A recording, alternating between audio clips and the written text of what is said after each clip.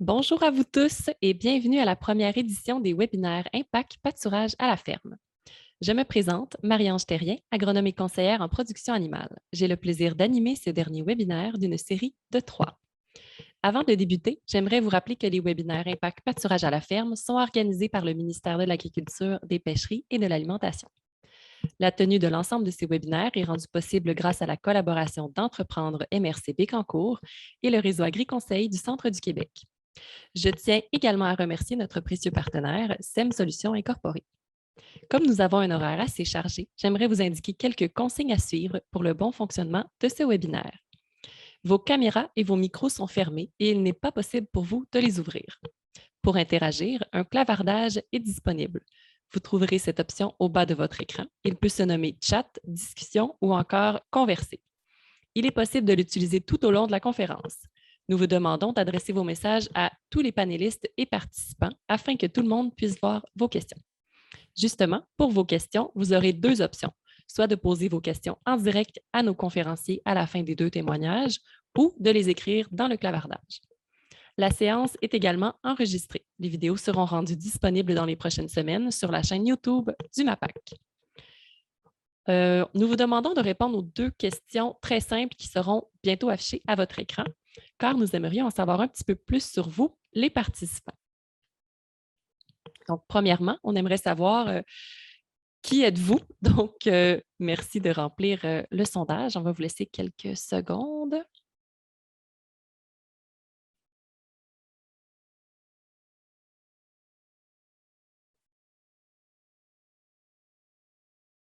Ça continue d'entrer.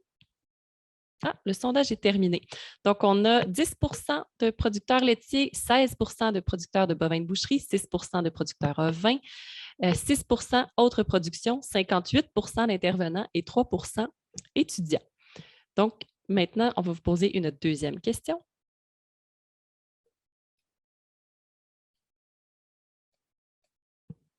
Je ne vois pas encore la deuxième question à l'écran. Ah, la voilà. Donc, pour quelles raisons participez-vous à ce webinaire?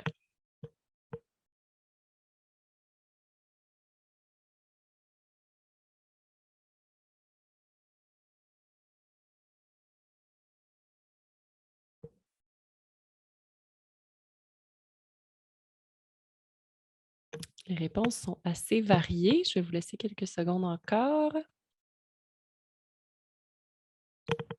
Donc, le sondage est terminé.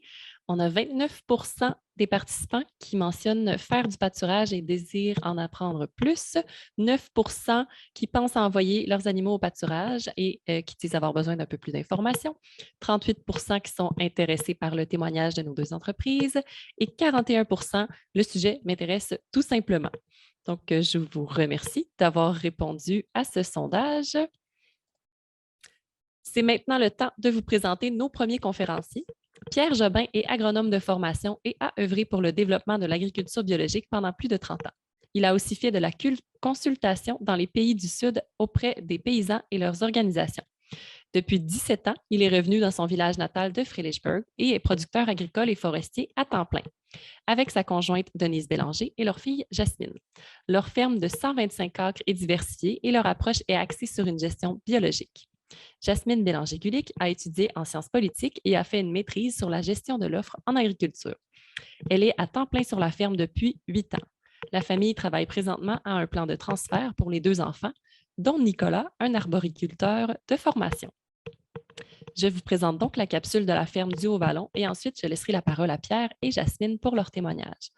Notez que nous avons mis le lien vers la capsule vidéo dans le chat si vous désirez la visionner après notre webinaire, dans le cas où il y a des difficultés avec la connexion Internet.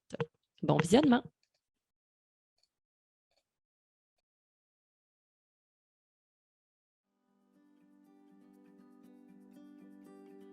Bonjour, Denise Bélanger, copropriétaire de la ferme du Haut-Vallon à Frelichburg. Et je suis Jasmine Bélanger-Gulick, la relève de la ferme. Moi, Pierre Jobin, copropriétaire. La ferme du Haut-Vallon est une petite entreprise diversifiée installée sur 50 hectares, dont 30 hectares est en boisé, avec une petite érablière. On fait 1200 entailles. Les cultures sur 20 hectares sont certifiées bio. avec un élevage ovin, donc principalement des fourrages, et puis aussi une petite production d'ail, 30 000 bulles d'ail par année environ, et une production de pommes certifiées bio sur 1,4 hectare environ. Le troupeau est composé de 68 femelles et 2 béliers. Puis les races, en fait, c'est un mélange de 50 Coopert, 25 Border Cheviot et 25 Romanov. La superficie en pâturage, c'est 6 hectares pour les brebis en lactation avec leurs agneaux. Puis une fois les agneaux sevrés vers la mi-juillet, ils vont dans un autre espace de pâturage qui est d'une superficie de 4 hectares. Puis la saison de pâturage s'étend de la première semaine de mai environ jusqu'au 15 octobre. Bien, on fait du pâturage parce que pour nous, c'est ce qui fait du sens. D'une part, pour le site où on se trouve, là, au piédestal des Appalaches, des sols assez peu profonds, donc très appropriés pour faire des fourrages. Un ruminant, l'ovin, c'est une bête qui a une capacité de transformation des aliments fourragers qui est exceptionnelle, qu'on met en valeur. Donc, plutôt que d'investir dans des infrastructures, dans de la machinerie pour aller chercher les récoltes, bien, on envoie les bêtes au champ, ils déposent les fumiers. Et surtout, je dirais aussi parce qu'on aime être dehors beaucoup plus que dans les bâtisses. Pour la rotation des pâturages, on utilise un système de pâturage intensif en bande. On bouge la clôture une fois par jour le matin. Les brebis vont au champ avec leurs agneaux. Une fois les agneaux sevrés, les agneaux vont dans un autre bloc où les brebis n'ont jamais pâturé, donc on espère exempt de parasites.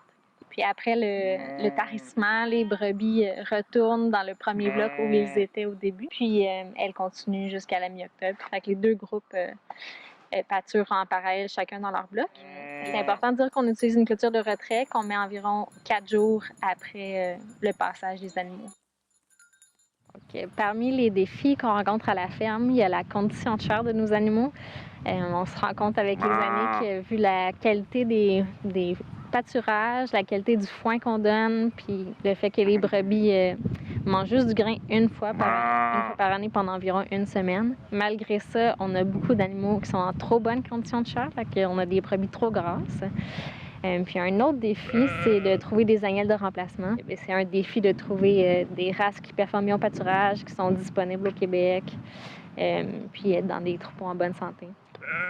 Un de nos défis au pâturage, en fait, dans notre système à nous, parce qu'on manque de pâturage, les brebis avec leurs agneaux doivent revenir plus qu'une fois sur une bande. Donc, on comprend bien que le défi parasitaire est grand. Puis, en ce sens, ce qu'on fait, en fait, on met une clôture de retrait pour contrôler le parasitisme et le surbautage. On prend des fesses au pâturage. En fait, on fait une coprologie de groupe plusieurs fois pendant l'été pour voir l'évolution des parasites.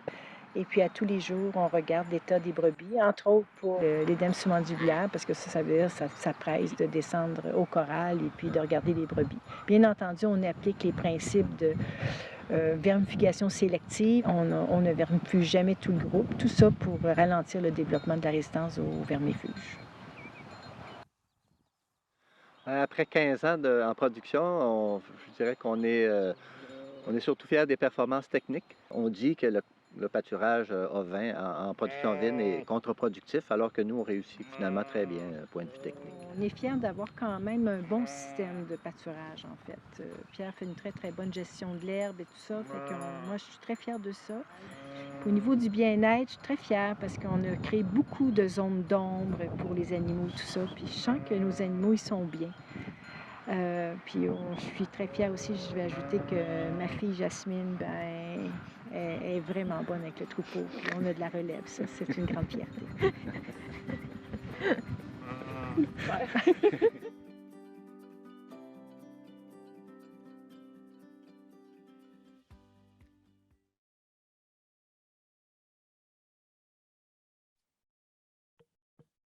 Donc, Pierre et Jasmine, je vous invite à ouvrir votre caméra et votre micro pour faire votre témoignage.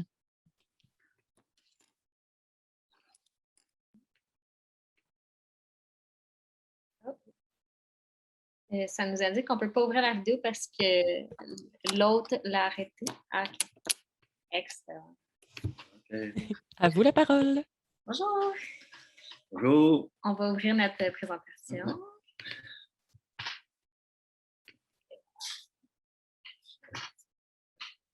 Bonjour.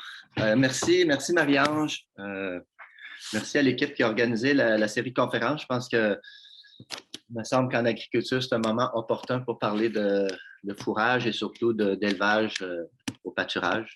Donc, ça nous fait plaisir de participer à cette série de conférences et vous présenter, partager un peu notre expérience. On va essayer d'être rapide. Il y a beaucoup de choses qui ont été dites dans la petite vidéo que je n'avais pas vue et je m'en excuse. Mais on va quand même passer rapidement à travers un peu notre système de production. Comme on le voyait, c'est une petite entreprise. Je pense que c'est important de le dire. Par contre, lorsqu'on parle de petites entreprises, ça ne veut pas dire qu'il ne faut pas être performant, ça ne veut pas dire qu'il ne faut pas être techniquement à point, parce qu'on connaît très bien qu'en agriculture, la marge bénéficiaire, elle est toujours mince, peu importe la production. Et il faut être relativement efficace partout, sinon, on a de la misère à avoir une certaine rentabilité là, qui est respectable. D'où qu'on ait, je pense, nous, dans notre philosophie, qu'on ait 100 brebis ou qu'on en ait 1000, chacune des brebis doit être relativement efficace et productive. Donc, pour vous résumer l'entreprise, je pense qu'on l'a présenté rapidement, mais c'est une petite entreprise, seulement une cinquantaine d'acres en culture, 65 brebis, c'est le troupeau qu'on essaie de maintenir bon an, mal an. On commercialise environ 130 agneaux. On a aussi une petite production de pommes. Certifié bio, ça nous met sur un marché particulier, donc c'est intéressant pour nous en termes de revenus. Une petite production de maraîchage là, sur la forme d'ail qu'on répète depuis 17 ans maintenant. Et puis, un peu de sirop d'érable. Et de plus en plus, la foresterie prend de l'espace chez nous, surtout que notre garçon s'y implique. Et donc, bois de construction, bois de chauffage et bois d'œuvre à travers une petite coopérative, la coopérative Bois d'Exception qui est sur Fredericksburg. Peut-être juste quand même vous situer la ferme. La ferme, dans son territoire, Fredericksburg, c'est un petit village au sud de la province, collé sur l'État du Vermont. Donc, la ligne jaune en bas, c'est les États-Unis. On est à peu près à 3 km des États-Unis. C'est un territoire qui est très boisé. Fredericksburg est au moins 70, voire pas loin de 75 sous couvert forestier. Donc, c'est une agriculture qui n'a jamais été très intensive.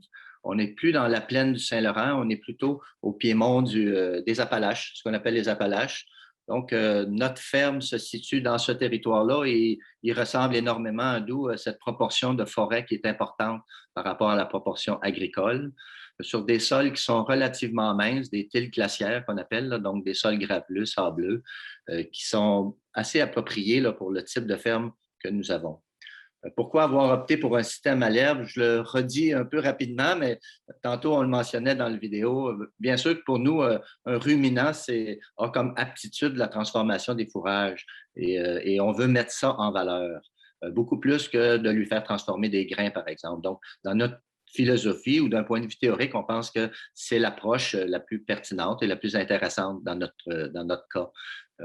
Il y a aussi la notion que d'un point de vue agronomique, si on est capable de servir à un ruminant, peu importe lequel, une herbe de qualité tout au cours de la saison, en fonction de ses besoins nutritionnels, bien sûr, on est capable d'arriver à avoir une alimentation de qualité. Et on sait très bien qu'avec une alimentation de qualité, on peut avoir une bonne productivité.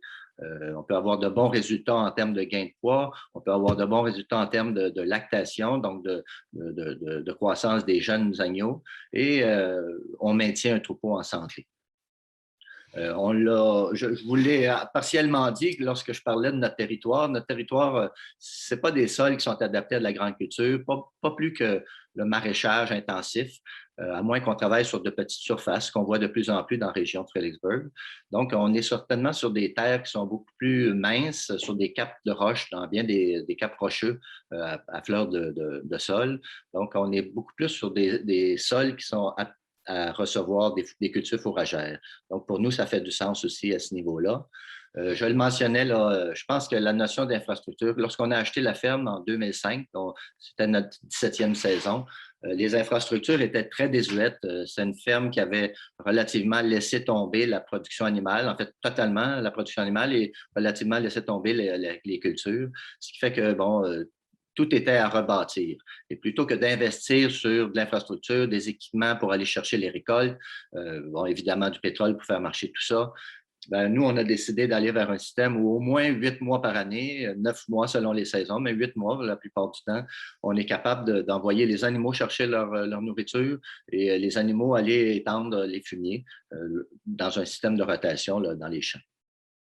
Bien sûr, on pourrait parler longuement aussi des gaz à effet de serre, des enjeux climatiques, mais ça pourrait être dans une autre situation.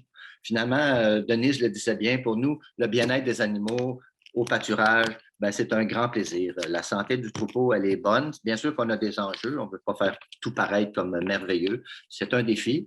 Par contre, de voir les animaux au champ, pour nous, c'est un résultat extrêmement positif et c'est une raison pourquoi on allait dans cette direction-là. Finalement, on le disait, là, je pense que nos préférences sont de travailler à l'extérieur. Le système à l'herbe en régie et la régie du troupeau, nous, on a choisi, ça a été assez long avant de se décider avec quelle race travailler, mais on a choisi un croisement sur l'île d'Amherst, en Ontario, juste sur le lac Ontario, là, en face de Kingston.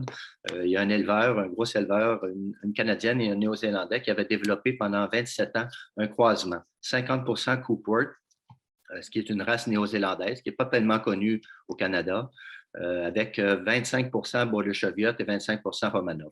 Donc, on a décidé d'utiliser cette race-là parce qu'on trouvait qu'elle performait bien là-bas et puis, bon, on trouvait qu'elle était de notre goût aussi.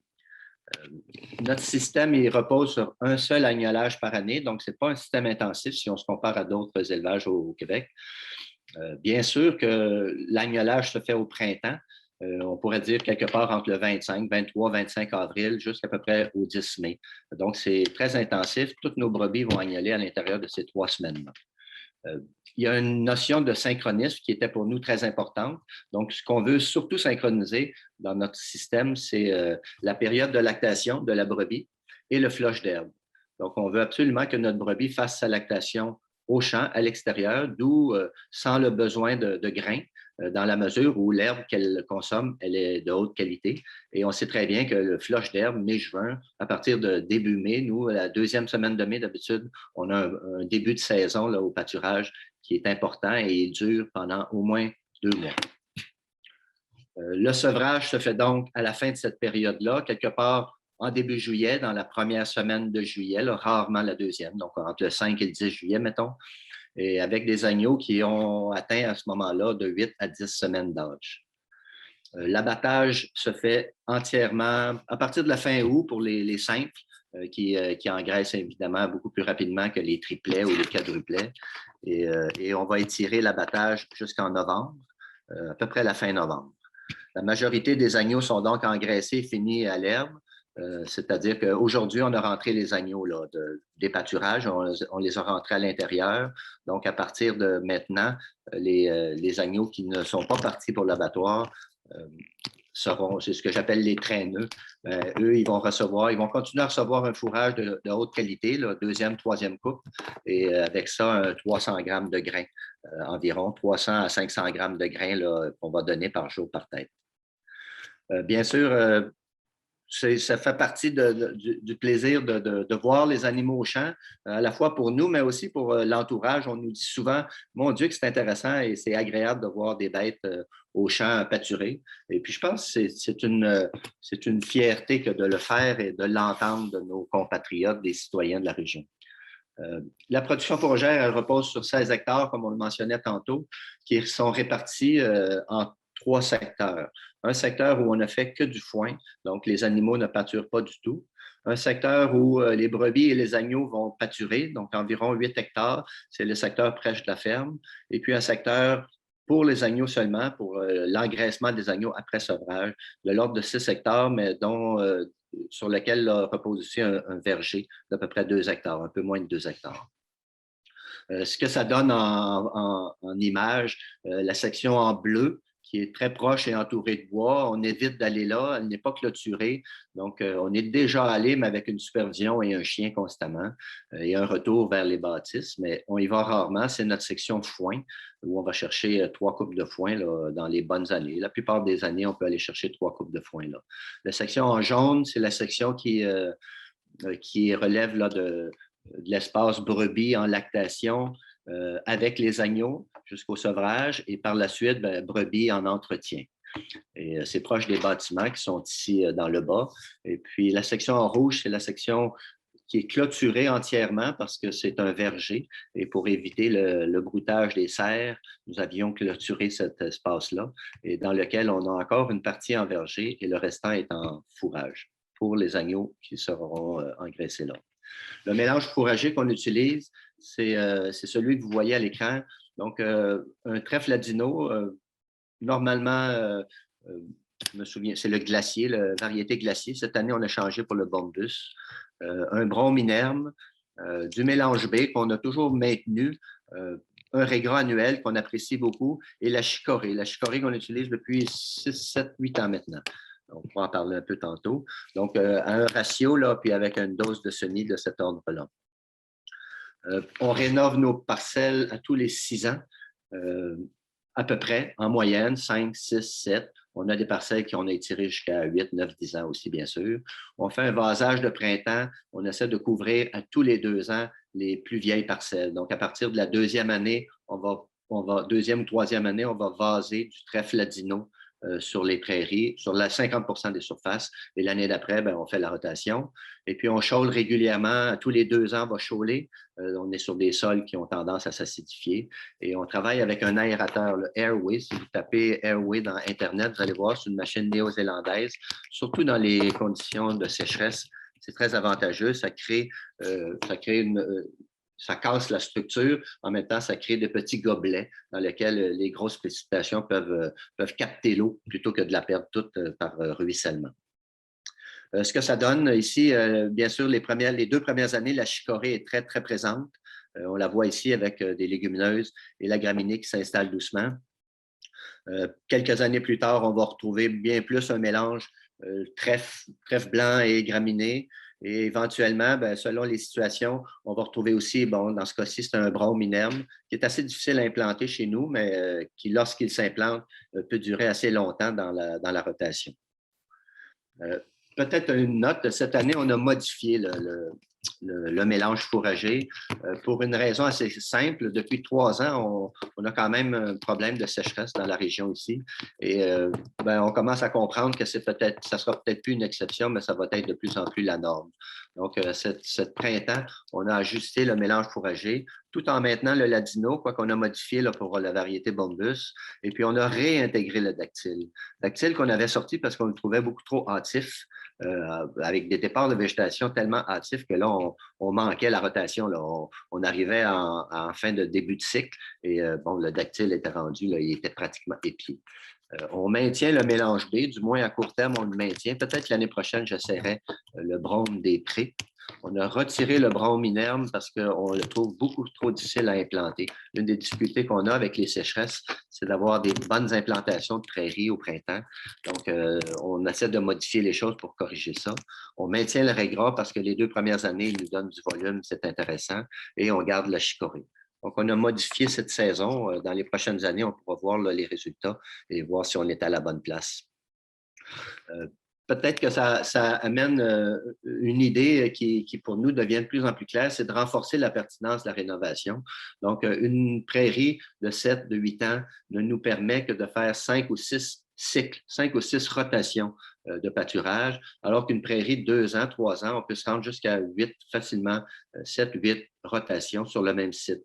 Donc, le retour de la végétation sur une prairie jeune est nettement plus rapide que sur une vieille prairie.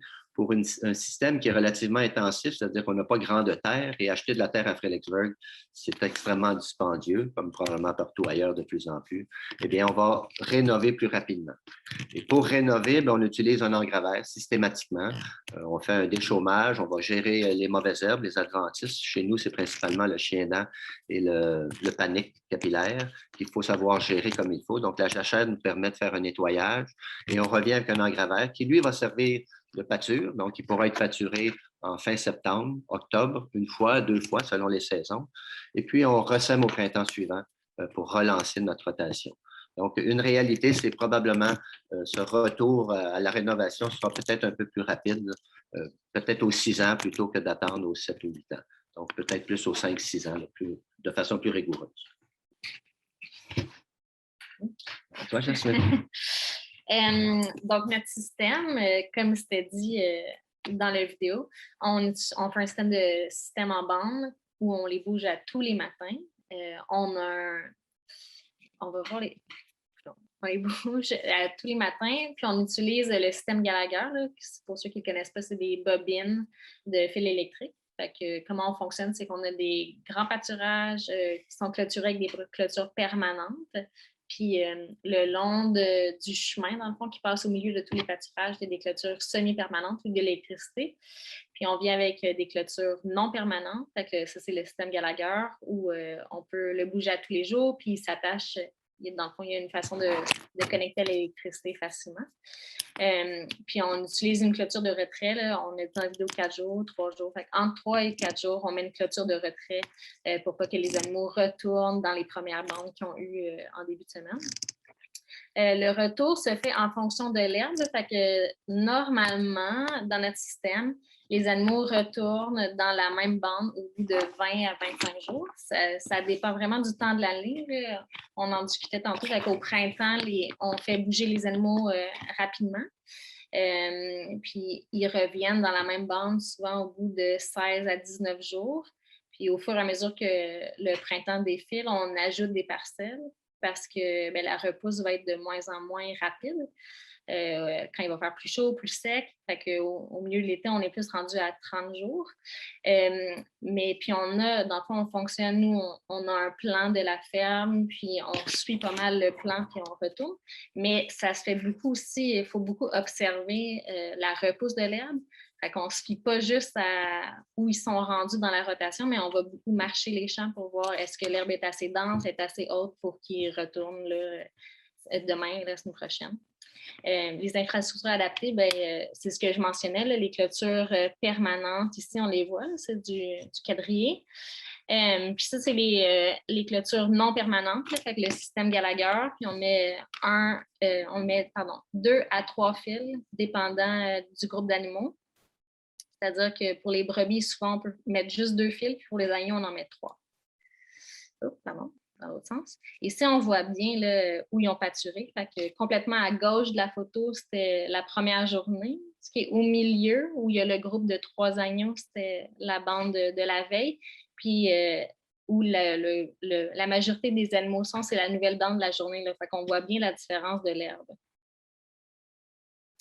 Fait que nos animaux ont toujours accès à une zone d'ombre qu'on voit ici. Là. Fait que dans le fond, nous, c'est le chemin qui passe pas mal au milieu de la ferme. Fait qu'ils ont toujours accès à là parce que c'est là qu'il y a l'eau, c'est là qu'il y a le sel et le minéral, puis il y a des arbres.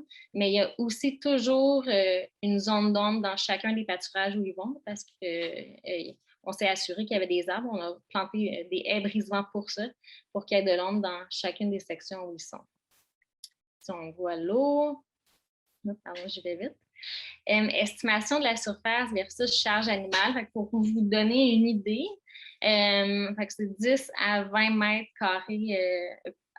carrés par tête, mais c'est très variable. Là. Ça, c'est vraiment juste pour donner une idée, là, mais ça dépend évidemment des besoins nutritionnels. Est-ce que les brebis sont en lactation? Est-ce que c'est des agneaux en engraissement? Ou est-ce que c'est plutôt des brebis taries qui ont moins de besoins nutritionnels? Puis ça dépend de l'entretien des prairies, c'est-à-dire à combien d'âge a cette prairie ou est-ce que cette prairie-là, on avait bien implanté le semis. Et ça dépend de l'état de l'herbe, c'est ce que je mentionnais plus tôt. Là. On va beaucoup marcher les champs pour voir la hauteur de l'herbe. Fait que nous, pour se donner une idée, mais c'est vraiment une règle très générale, pour que l'herbe soit au moins à mi-mollet. Ça dépend, c'est ça, de la densité, de la qualité, est-ce que ça l'a bien repoussé. Et puis, je vais retaper sur le même clou, mais l'observation est vraiment primordiale en tout cas dans notre système au pâturage. Puis c'est vraiment le meilleur outil de mesure d'aller voir de quoi les champs ont l'air, puis de le faire régulièrement. Ici, sur la photo, on voit Pierre qui compte le nombre de pas. Nous, c'est comme ça qu'on fonctionne. Fait que dans le fond, ce qu'on fait, c'est il y a plusieurs champs. Les agneaux ou les brebis passent plusieurs jours dans chacun des champs. Il est divisé en plusieurs bandes. Puis ce qu'on fait, dans le fond, c'est que la première journée, on fait une estimation, ce qui est ce qu'on donne habituellement, 10-12 pas, dans notre cas, là, pour la grandeur de nos champs. Puis le lendemain, on ajuste, on voit, est-ce qu'ils ont vraiment rasé? Est-ce que les animaux ont l'air d'avoir faim parce qu'ils se précipitent derrière nous quand on ouvre la clôture? Ou est-ce qu'ils ont gaspillé, ils en ont laissé beaucoup? Puis on ajuste en fonction. Fait que peut-être que j'ai donné 12 pas la première journée pour commencer comme ça.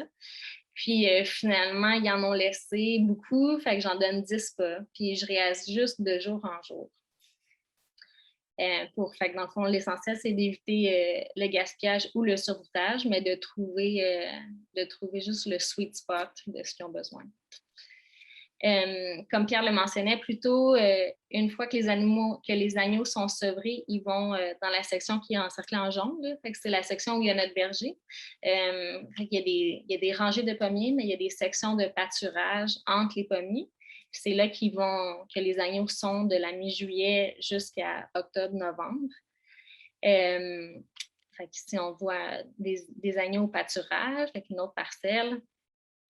Puis on a construit un abri sans mur au verger pour qu'on puisse rentrer des agneaux le soir pour éviter les attaques de coyotes.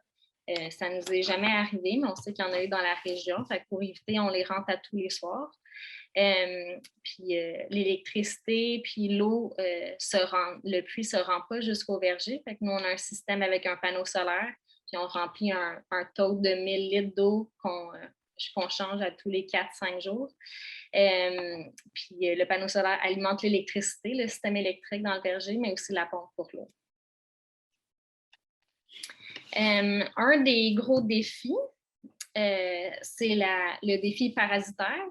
Dans notre système, comme je le disais, on retourne souvent au bout de 20-25 jours dans la même parcelle, ce qui fait qu'il y a un risque avec les parasites. Les moutons sont des animaux qui sont particulièrement sensibles aux parasites. Fait que, le fait qu'ils retournent au bout de 20-25 jours, ça fait que c'est quand même risqué pour les parasites, mais nous, on vit avec ce risque-là puis on le gère. Le risque est particulièrement grand pour les brebis en lactation, juste parce qu'il y a plus de besoins physiologiques, fait qu'ils sont plus fragiles. Puis les jeunes agneaux, qui sont aussi fragiles, qui ont moins d'immunité contre les parasites. Donc, ce qu'on fait pour gérer ce risque-là, c'est on suit ça de très près. J'ai classé ça en 3 catégories. On fait des observations quotidiennes, c'est-à-dire que comme on bouge la clôture à tous les matins, c'est l'avantage. On peut observer puis voir nos animaux à tous les jours, puis circuler au sein du troupeau. Fait que ce qu'on observe, c'est s'ils font du bottle jaw, qui est de l'œdème dans le cou. Ça l'indique qu'ils sont attaqués par le parasite Haemoncus. On observe est-ce qu'il y a des animaux qui restent à l'écart, qui ne viennent pas manger. Est-ce qu'il y a des animaux qui sont très maigres? Fait que ça nous permet déjà de déceler des signes d'attaque parasitaire. Ce qu'on fait aussi, en plus, on fait un dénombrement des œufs dans les fesses. Fait qu'on fait, comme on voyait dans la vidéo, là, Denise qui ramasse des fesses, puis on les envoie en laboratoire pour faire un dénombrement d'œufs pour voir est-ce qu'on est en dessous du seuil acceptable. Puis ça, on le fait pour vous donner une idée. Là, on peut le faire à peu près 4 à 5 fois dans la saison. Fait que dépendant du temps de la saison, on le fait aux 2-3 semaines. Parce que, bon, plus c'est sec, moins le risque est grand, mais plus c'est chaud et humide, plus le cycle est accéléré. Fait qu'on s'adapte d'une saison à l'autre. Puis ce qu'on fait, c'est de la vermification ciblée. Donc, on vermifuge, mais on ne vermifuge jamais tout le troupeau pour prévenir la résistance. Ça, c'est mon dernier point. On reste très, très vigilant pour ne pas développer de résistance dans les parasites qu'on a sur la ferme parce que il y a très peu de molécules homologuées pour les moutons au Canada. Fait qu'on n'a pas beaucoup de produits qu'on peut utiliser pour vermifuger au Canada. Fait que, nous, mais tous les producteurs, là, on fait très attention à ne pas développer de la résistance parce qu'on a des outils limités. Fait que ce qu'on fait, dans le fond, c'est que, en se fiant sur les observations quotidiennes qu'on fait, dénombrement des œufs, on va vermifuger des brebis qui sont très maigres, qui ont des triplets sous la mère, Évidemment, celles qui démontrent des signes d'avoir des parasites, mais on vérifie toujours juste une partie du troupeau quand on le fait. Quelques indicateurs techniques pour vous donner une idée de nos performances. On a entre 60 et 65 brebis en gestation, puis on a entre 2,25, 2,35 nombre d'agneaux nés par brebis, puis autour de 2,1 agneaux vivants par brebis gestante. Le taux de mortalité est entre 5 et 11 %. Habituellement, d'une année à l'autre, on se situe plus entre 4 et 5 %, mais c'est arrivé une année où on est monté à 11 % parce qu'on a des agneaux en allaitement artificiel. On a eu un gros problème de ballonnement, mais normalement, on se situe plus autour de 5 %. Le poids carcasse, en moyenne de nos agneaux, est entre 20 et 22 kilos.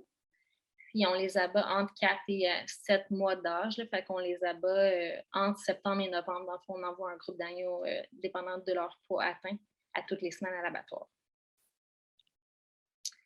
Nos bons coups, en résumé, avec un peu de recul, on est fiers de réussir une lactation à l'herbe grâce à une qualité fourragère. Les champs ils sont très beaux au printemps. Les brebis arrivent à soutenir, avoir leurs agneaux au champ sans aucun autre apport nutritionnel. On obtient un poids carcasse relativement intéressant. On a dit relativement parce que ce qu'on constate, c'est qu'en général, les producteurs ovins visent plus une carcasse de 24 kilos en agneau lourd. Fait que nous, on est dans une catégorie d'agneau lourd, mais on est plus un agneau lourd léger. Mais on est quand même très satisfait, nous, par rapport à notre système. On évite des problèmes de santé associés à l'élevage à l'intérieur. Donc, on n'a pas, nous, de problèmes respiratoires. On n'a pas vraiment de coccidiose. On n'a pas des problèmes de santé liés à un contact rapproché des animaux, là, comme du médicament. On a d'autres problèmes, mais on n'a pas ces problèmes-là. On gère bien le parasitisme. On le suit de très près, puis on est très vigilant. Fait que ça, on est content de cette situation-là. Puis on est content de notre gestion du piétin. On a eu un épisode important de piétin il y a quelques années, puis on est content d'avoir réussi à le gérer. Au début, on pensait que comme nos animaux seraient tout le temps dehors, qu'ils marcheraient dans l'allée où il y a beaucoup de roches, que ça userait assez leurs sabots. Mais finalement, on a constaté à travers plusieurs années que non. Fait que maintenant, on taille les sabots 2 à 3 fois par année, puis on suit de très près les boiteries, puis on le traite si on envoie. Fait que maintenant, on est revenu vraiment, c'est très, très acceptable. On a intégré beaucoup d'arbres. Ce que je disais tantôt, on a planté des haies brise-vent pour donner encore plus de l'ombre dans chacune des parcelles. Puis d'autres choses dont on est fiers, c'est de maintenir une clientèle fidèle. On a vraiment une clientèle qui revient d'année en année. Fait que 95 % de nos clients reviennent d'une année à l'autre. Puis on est vraiment contents. Ils reviennent, ils apprécient la viande. Parce que Marie-Ange nous demandait est-ce que ça fait une différence, le pâturage sur votre mise en marché. Oui, en partie, là, les gens ils apprécient les méthodes de production qu'on utilise, puis aussi il y a le bien-être animal qui fait aussi une grosse différence dans leur choix. Défis et apprentissage, c'est un peu un résumé de ce qu'on a déjà dit, mais des défis récurrents, la gestion parasitaire qui est toujours un enjeu.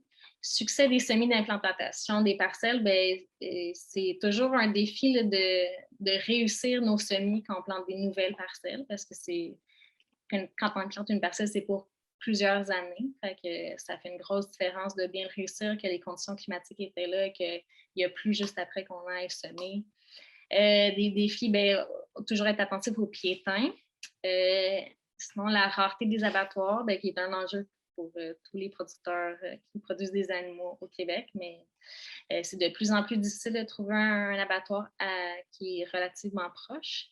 Puis, comme je le mentionnais plus tôt, peu de vermifuges homologués au Canada, fait qu'on on est très limité en termes d'outils, fait qu'il faut bien les utiliser. Sinon, en termes de nouveaux défis, depuis plusieurs années, mais là, ça semble être assez stable, des grosses périodes de sécheresse. On en a eu beaucoup, nous, l'année passée et cette année encore. Fait que ça affecte la qualité des pâturages. Les animaux, une fois qu'ils ont pâturé, ça repousse très lentement ou ça repousse juste pas. Puis il y a des zones dans les pâturages où c'est plus en hauteur, puis l'herbe meurt tout simplement. Fait que c'est un gros enjeu pour nous. Puis ça affecte notre production de foin. On a ramassé beaucoup moins de foin pour nourrir nos animaux pendant l'hiver.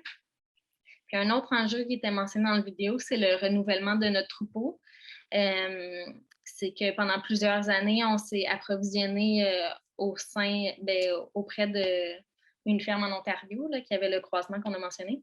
Puis depuis 2 ans, ils ont changé leur génétique pour faire de l'agneau plus léger, ce qui nous intéresse moins. Fait que c'est un défi. En fait, c'est plus un questionnement qu'on a en ce moment, c'est vers quelle race on se tourne. Est-ce qu'on va vers un autre croisement? Est-ce qu'on va vers une race pure? Est-ce qu'on produit nos propres agnelles de remplacement? Sinon, vers quelle autre ferme on se tourne pour avoir un approvisionnement stable pour des agnelles de remplacement? Fait que c'est une question avec laquelle qu'on attaque en ce moment. Des conseils pour des nouveaux producteurs, c'est de visiter d'autres fermes avec des systèmes au pâturage pour s'inspirer, pour voir qu'est-ce qui fonctionne bien ailleurs, bien s'outiller pour la gestion parasitaire, puis bien la comprendre.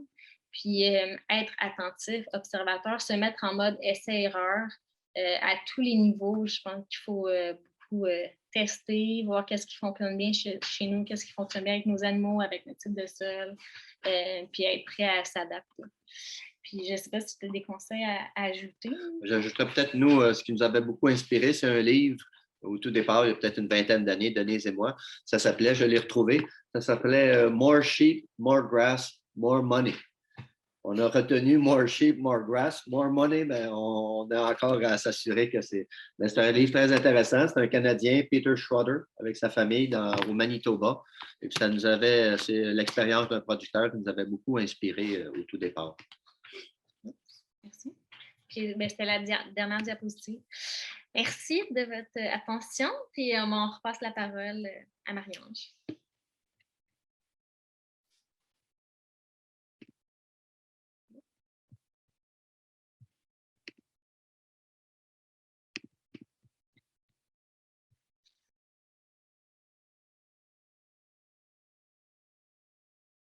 Marie-Ange, ton micro. Merci, désolée, je parlais dans le vide. Donc, merci beaucoup, Pierre et Jasmine, pour votre témoignage. On va prendre des questions sur votre témoignage à la fin du webinaire. Donc, c'est maintenant le temps de vous présenter nos deuxièmes conférenciers. Simon Lafontaine et Frédéric Lavallée sont propriétaires d'Écoboeuf et éleveurs de bouvions à Dupuis. Faisant partie de la 4e génération de la ferme familiale, Simon est agronome et étudiant au doctorat en sciences animales à l'Université Laval. Ayant choisi le profil international, il a effectué un stage en Australie et une session en Suède pendant son baccalauréat en agronomie, ce qui lui a permis d'ouvrir ses horizons et de ramener des idées novatrices au Québec. Il souhaite apporter un changement positif pour la pérennité des entreprises agricoles de sa région et la lutte au changement climatique. Frédéric est agronome et candidate à la maîtrise en agroforesterie à l'Université du Québec en Abitibi-Témiscamingue. Bien qu'elle ait grandi dans la ville de Québec, sa passion pour l'agriculture n'est pas moindre. Elle a acquis un savoir concret sur les méthodes d'atténuation de l'empreinte environnementale lors des stages qu'elle a effectués dans les domaines de l'agriculture biologique et de lutte intégrée pendant son baccalauréat en agronomie à l'Université Laval. Je vous présente la capsule de Écoboeuf et ensuite je laisserai la parole à Simon Lafontaine et Frédéric Lavallée pour leur témoignage. Notez que nous avons mis le lien, encore une fois, vers la capsule vidéo dans le chat si vous désirez la visionner après votre webinaire, dans le cas où il y a des difficultés avec la connexion Internet. Bon visionnement!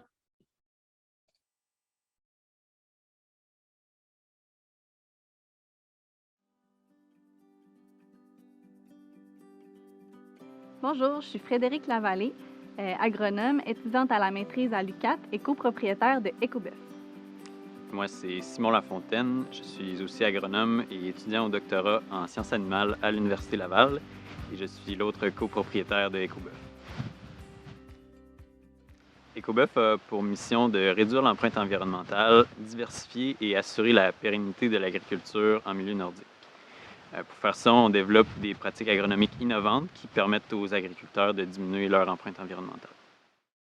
Avec Écoboeuf, on voulait faire une expérience à échelle réelle. Donc, on a en moyenne 50 têtes dans notre troupeau, mais ça varie aussi selon les mois. C'est majoritairement la race Shorthorn, mais aussi avec croisée un peu de Angus et Simmental.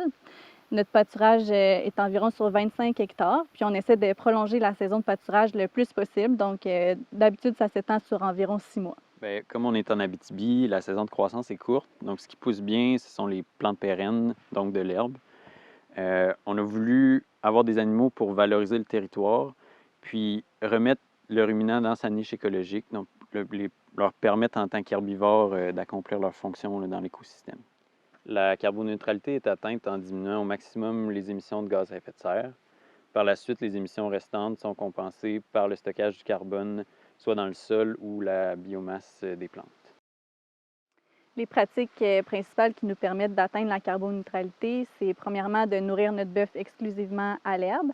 Ensuite, de mettre en pratique le pâturage adaptatif multiparcelle. Donc, on avance nos animaux à chaque jour de parcelle en parcelle pour éviter qu'il y ait une surpaissance puis que les plantes se régénèrent bien. Et la troisième chose qui est la pratique principale, c'est l'agroforesterie. Donc, en plantant des arbres, on vient stocker du carbone autant dans la biomasse aérienne des arbres que dans les racines dans le sol. Le sylvopastoralisme, c'est une sorte d'agroforesterie. Donc, pour commencer, agroforesterie, c'est le fait de combiner une culture d'arbres avec une production agricole sur un même territoire. Puis, dans le cas du sylvopastoralisme, la production agricole en question, c'est une production animale. Donc, ça vient apporter plusieurs bienfaits dans la production, non seulement pour les animaux qui bénéficient éventuellement d'un protecteur contre le vent puis de l'ombre des arbres. Il y a aussi le fait que c'est bénéfique pour la culture d'herbe en tant que telle parce que les arbres viennent retenir les éléments fertilisants puis améliorer les réserves hydriques. Puis c'est bon aussi éventuellement pour le portefeuille du producteur parce que quand les arbres produisent de l'ombre, les animaux ont un meilleur gain de poids. Puis ça amène une diversification des revenus quand les arbres sont matures, qu'on peut les récolter ou produire des fruits. Je dirais qu'un de nos plus grands défis est au niveau scientifique. De par notre objectif de carboneutralité, la quantification des émissions de gaz à effet de serre et du stockage, c'est quelque chose qui est très peu connu en milieu agricole. On fait face à une révolution en ce moment, mais on est au tout début là, de la génération des données qui vont permettre de quantifier de façon précise. C'est très important pour nous parce que depuis le début, on veut faire preuve d'une rigueur scientifique puis d'une cohérence dans notre approche. On travaille fort là-dessus puis on est bien entouré. Ce qui nous rend le plus fiers, c'est mettre de l'avant l'agroforesterie parce que c'est une pratique qui n'est pas encore beaucoup connue au Québec, mais qui a énormément de potentiel autant au niveau de lutte que d'adaptation au changement climatique. Je pense que ça va gagner à être de plus en plus connu, puis on est fiers de pouvoir contribuer au développement de ces pratiques-là.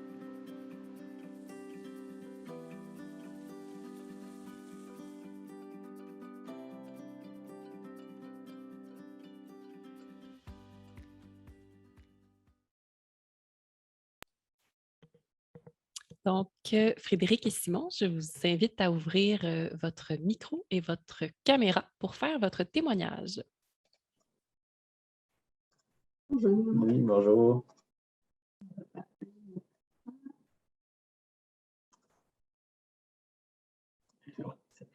Premièrement, merci pour la belle introduction, puis merci aux organisateurs de nous donner l'occasion de présenter notre entreprise aujourd'hui. Donc, notre présentation, on a décidé de la nommer « Lutte et adaptation au changement climatique par un système de pâturage agroforestier ». Donc, tout d'abord, on se présente, Simon et Frédéric, et on s'est rencontrés au baccalauréat en agronomie à l'Université Laval.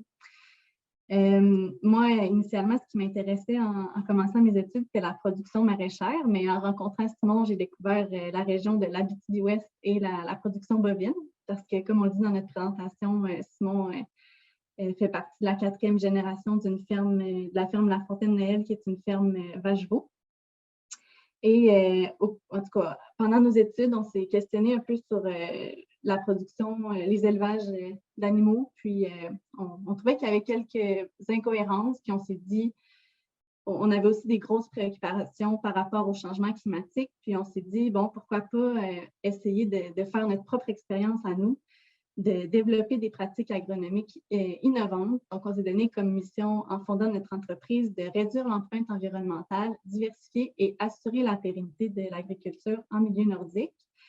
Puis, étant donné qu'on avait accès aux terres, on avait l'encadrement de gens d'expérience, on s'est dit, bon, on va commencer notre propre troupeau de bœufs nourris à l'herbe pour aller vraiment tester sur le terrain les pratiques qu'on veut aller développer.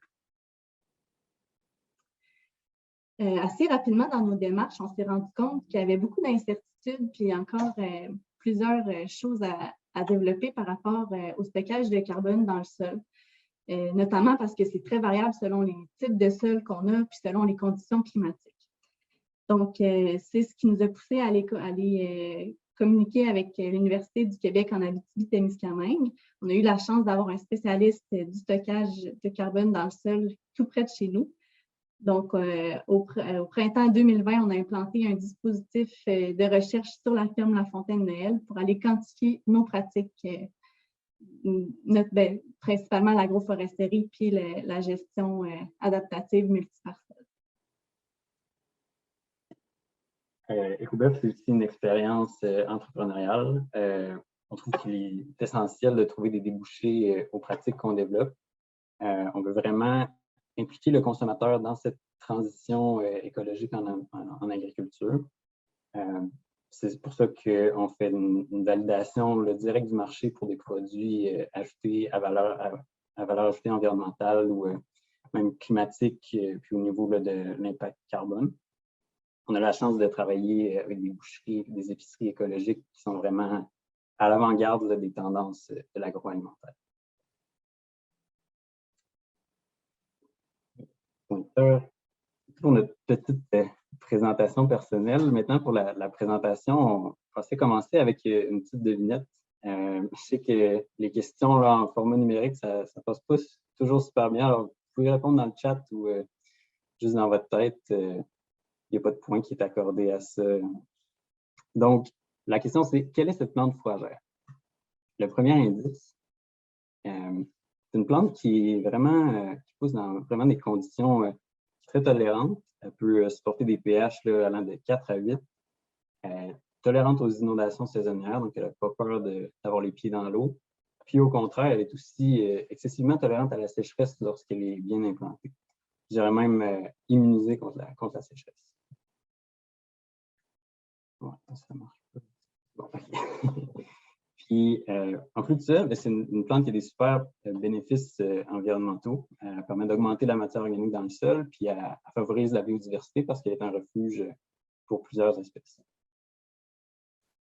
Côté agronomique, c'est important d'un côté production, là, ça produit un fourrage qui est super intéressant au niveau pour les animaux, qui est très appétant, puis qui a une teneur en protéines brutes de 15 %.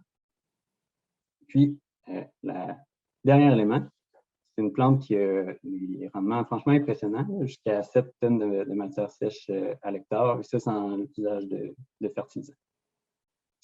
Donc ça, c'est que ça sonne peut-être trop beau pour être vrai. Je peux vous laisser un petit temps pour deviner. C'est important à mentionner, c'est une plante pérenne, donc il n'y a pas, c'est vraiment une plante qu'on implante 1 an, puis il peut avoir un peuple, elle peut perdurer pendant presque, voire des décennies.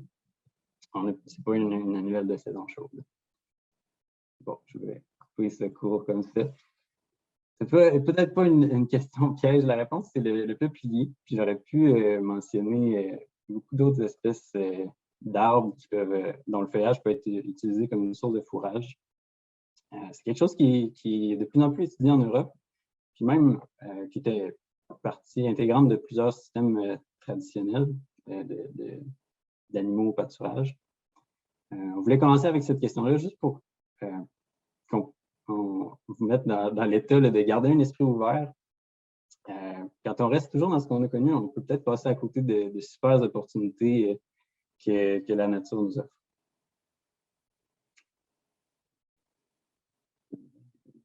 C'est bon. Okay. Donc, une autre question. Pourquoi explorer des nouveaux modèles de production, comme je viens de vous parler avec l'exemple d'utiliser du feuillage comme pour l'alimentation des bovins? Je pense que c'est, pour nous en tout cas, c'est en réponse au changement climatique. J'aime beaucoup la couverture juste ici, où je pense qu'en une phrase, on résume beaucoup l'enjeu. On dit une agriculture à la fois responsable, ici on parle des changements climatiques, et l'agriculture est aussi victime des changements climatiques, puis surtout, elle peut être un élément clé de la solution dans la lutte au changement climatique. Juste rapidement pour introduire, là, quand on parle de gaz à effet de serre et de changement climatique, ce ne sera pas un cours de climatologie, là, mais juste les bases. Depuis la révolution industrielle, l'humanité a émis beaucoup de gaz à effet de serre dans l'atmosphère, ce qui a causé une accumulation de chaleur, puis continue à causer une accumulation de chaleur dans l'atmosphère, ce qui entraîne une augmentation des températures moyennes sur Terre. C'est important de comprendre que quand on parle de climat, on ne parle pas de météo. On ne parle pas de la température qu'il va faire en janvier ni demain matin. C'est vraiment des tendances sur des décennies, voire des siècles. Les experts du GIEC ont trouvé plusieurs scénarios en fonction de la réponse de l'humanité finalement à ces enjeux-là. Ça va des scénarios très optimistes, comme on voit ici, où l'humanité réussirait à limiter à 1,5 degrés Celsius le réchauffement planétaire. Récemment, plusieurs experts s'entendent pour dire qu'il est trop tard pour ce scénario-là, on a trop attendu pour agir. À l'inverse, si on continue à émettre autant de gaz à effet de serre qu'on le fait en ce moment, on pourrait atteindre le 4 voire 5 degrés de réchauffement d'ici la fin du siècle. Juste pour donner une petite ordre de grandeur, il y a 20 000 ans, durant la dernière ère glaciaire, la température moyenne de la Terre était 5 degrés en bas de ce qu'elle est aujourd'hui. Donc, ça a pris 8 000 ans à réchauffer de 5 degrés, puis on est passé d'un état où on était recouvert de glace en ce moment en Abitibi à la température qu'on connaît aujourd'hui. En ce moment, on parle d'un réchauffement de 5 degrés sur une période de 100 ans. Donc, c'est assez impressionnant ce qui se passe sur Terre en ce moment. Donc, si on se ramène au Québec, la partie des gaz à effet de serre qui est attribuée à l'agriculture représente 9,8 des émissions totales. Et si on décortique ces 9,8 %-là, on voit que la majorité est causée par la fermentation entérique, donc le méthane qui est émis par les ruminants quand ils ruminent. Ensuite, il y a une grosse partie aussi qui est attribuée à la gestion des sols agricoles. Là-dedans, on entend l'application d'engrais azotés parce que quand on applique ces engrais-là, il y a souvent des grandes émissions de protoxyde d'azote qui est un gaz à effet de serre très polluant. Ensuite, pour 26,6 % des gaz à effet de serre émis par l'agriculture, c'est la gestion du fumier. Donc, ça, c'est quand le fumier est entreposé. Et finalement, avec 4,7 % causés par le chaulage, l'urée et les autres engrais carbonés. Donc, ça, c'est la partie carbone des engrais. Donc, on peut voir que juste en regardant la fermentation entérique puis la gestion du fumier, qui sont deux secteurs directement liés aux élevages animaux, on peut voir qu'il y a une grosse partie des gaz à effet de serre d'agriculture qui sont émis par les animaux. Qu'est-ce que ça veut dire concrètement, les changements climatiques pour l'agriculture? C'est sûr que ce n'est pas comme des prévisions météorologiques. On ne peut pas prévoir exactement qu'est-ce qui va se produire la semaine prochaine, mais on peut quand même avoir une idée des tendances qui nous attendent. À première vue, il y a des choses qui peuvent sembler attrayantes, comme l'augmentation de la durée de saison sans gel, puis la hausse de la température moyenne. Par contre, en général, ce n'est pas des effets intéressants qu'on va avoir. On s'attend aussi à une augmentation du nombre de jours très, très chauds, plus de périodes de canicule, une augmentation du déficit hydrique et des modifications des régimes de précipitation, notamment plus de redoux l'hiver, ce qui va diminuer notre couvert de neige, de plus en plus des conditions qui vont être changeantes et imprévisibles. Donc, qu'est-ce qu'on peut faire pour que l'agriculture devienne vraiment une solution pour vraiment être un acteur clé devenir un acteur clé dans la lutte au changement climatique? On se base sur 4 grands principes pour guider notre réflexion pour repenser le système actuel. Donc, premièrement, augmenter la diversité dans notre système. Deuxièmement, miser sur la complémentarité entre les espèces. ensuite de ça, augmenter les apports en matière organique et le stockage de carbone, et finalement, améliorer la stabilité des macro-agrégats et la macroporosité du sol. Donc, en général, la santé du sol et sa structure. Donc, EcoBuff, nous, une des premières pratiques qu'on utilise dans cette optique-là, c'est premièrement le pâturage en rotation intensive. Vous savez probablement de quoi il s'agit après avoir assisté aux autres conférences, mais juste pour être sûr que tout le monde est sur la même longueur d'onde, c'est un système au sein duquel le pâturage est divisé en plusieurs sous-parcelles et où la densité animale est adaptée en conséquence. Donc, au lieu d'avoir une grande parcelle où les animaux sont laissés libres, on sous-divise notre pâturage en plusieurs sous-parcelles et on avance les animaux de parcelle en parcelle à chaque jour. Qu'est-ce que concrètement ça vient apporter? C'est que, premièrement, il y a une période de repos qui est plus longue entre les paissances. Nous, on vise le chiffre magique un peu de 28 jours pour s'assurer que les plantes ont le temps vraiment de bien repousser. Ça fait aussi en sorte qu'il y a plus de résidus laissés au sol parce que c'est sûr qu'on n'attend pas que les animaux aient rasé jusqu'au sol avant de les déplacer dans la prochaine parcelle. Donc, ça permet une meilleure protection du sol, puis encore une fois, un meilleur renouvellement des plantes. Une augmentation de la productivité primaire nette des plantes.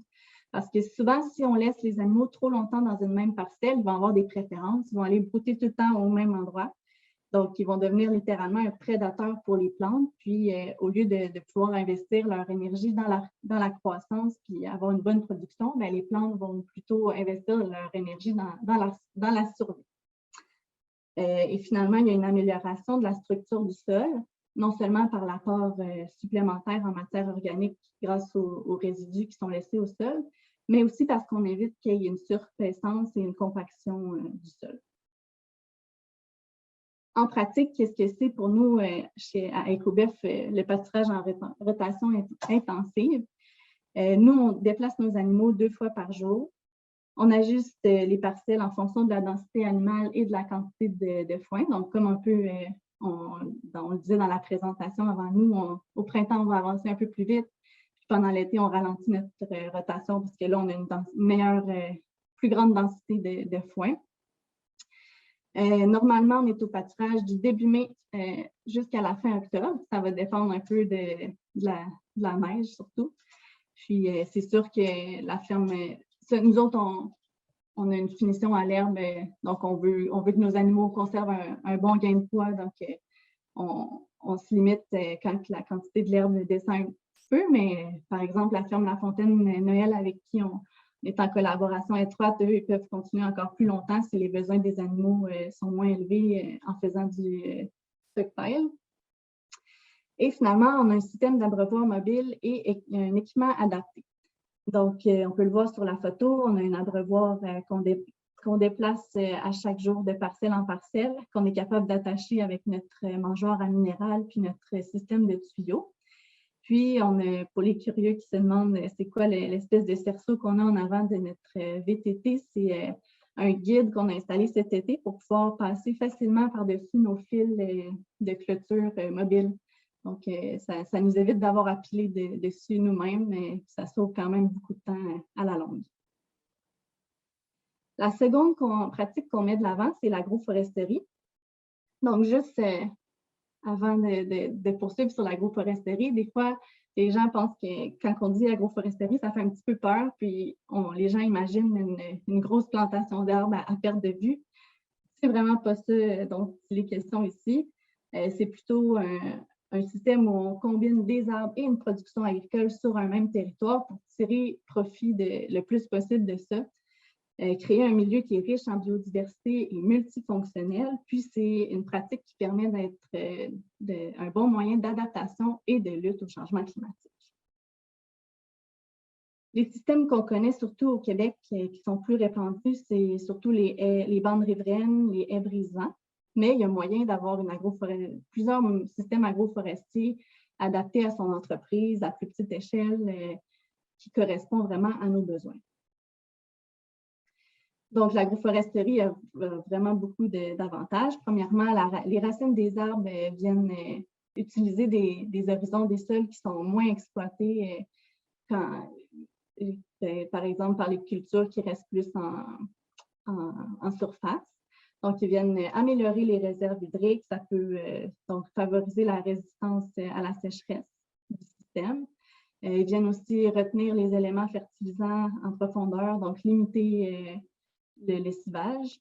Ils permettent d'abriter de la biodiversité. Ils peuvent servir de refuge pour les auxiliaires des cultures, donc des insectes qui peuvent devenir des prédateurs pour d'autres insectes nuisibles. Ils favorisent la séquestration du carbone. Une fois à maturité, si on prend bien soin des arbres qui sont bien entretenus, ils peuvent produire du bois. Ça peut aussi faire une diversification des revenus agricoles si on décide d'intégrer des essences fruitières ou des arbres à noix. Et les arbres permettent aussi la création d'un microclimat qui bénéficie aux animaux.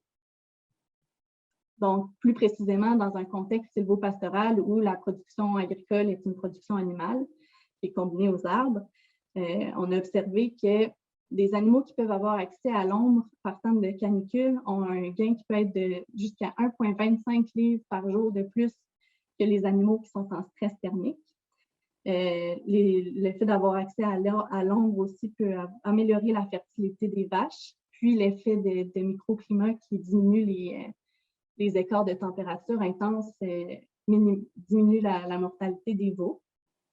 C'est bénéfique non seulement pour les animaux, mais aussi pour la culture fourragère. Donc oui, proche des arbres, c'est sûr qu'il y a un petit peu d'ombre qui est créée, qui peut engendrer une petite perte de productivité du fourrage.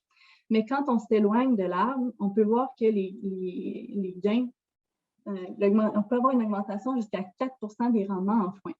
Ça, c'est surtout attribué dans les régions où il y a moins de neige, à la rétention de la neige que permettent les arbres, puis à l'effet brisement, qui diminue l'évapotranspiration dans le système. Donc, le gain vient compenser pour les légères pertes qu'on a dans notre système. En pratique, l'agroforesterie chez Ecobeuf, c'est le projet de recherche surtout qu'on a implanté sur la ferme La Fontaine-Noël en collaboration avec l'UQAM.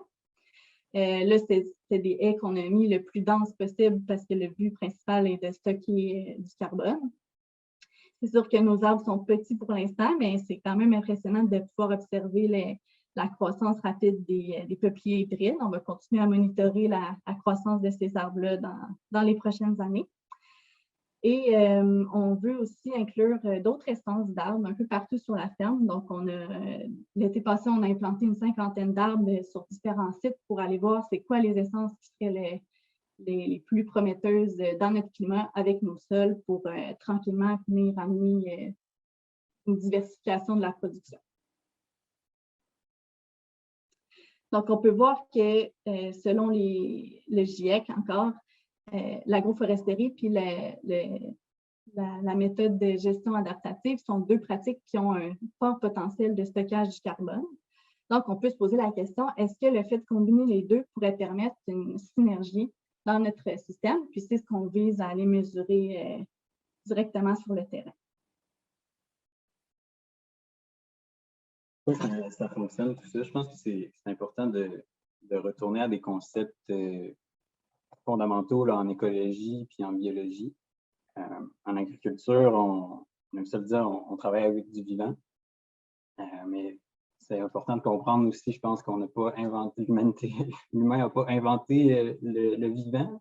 On travaille avec des choses qui ont évolué pendant des milliards d'années, puis qui ont évolué pour fonctionner puis interagir de certaines manières. Donc, je pense que mon opinion, c'est beaucoup plus productif de travailler avec la nature, de la manière avec laquelle ces systèmes-là ont évolué, plutôt que de travailler contre la nature. On peut ramener ça je trouve que le principe d'une succession écologique représente bien ce qu'on cherche à exprimer. En gros, je pense que c'est assez intuitif. Suite à une perturbation, les milieux naturels vont évoluer, puis il va y avoir une succession de différents types de végétaux qui vont se remplacer les uns après les autres.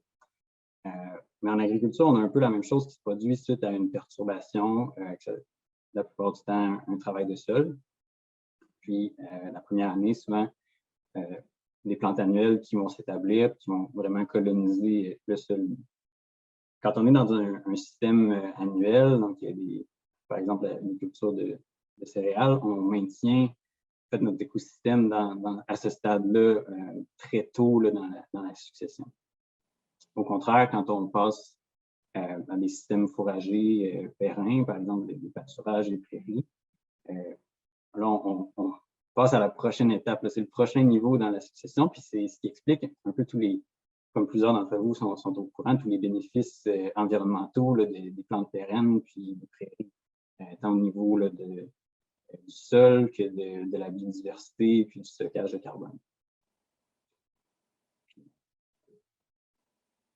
C'est même, en fait, l'apogée dans les prairies semi-arides, des endroits où il n'y a pas d'eau, c'est vraiment l'habitat naturel qui est présent. Mais nous, au Québec, on a de l'eau, donc on est capable de faire déjà une petite étape vers l'étape suivante dans la succession avec le silvopastoralisme en intégrant des arbres qui seraient des arbres pour vraiment venir maximiser où on se trouve sur ce spectre-là, puis ce qui explique pourquoi on améliore nos paramètres de sol, mais aussi de biodiversité, puis aussi de productivité du système global.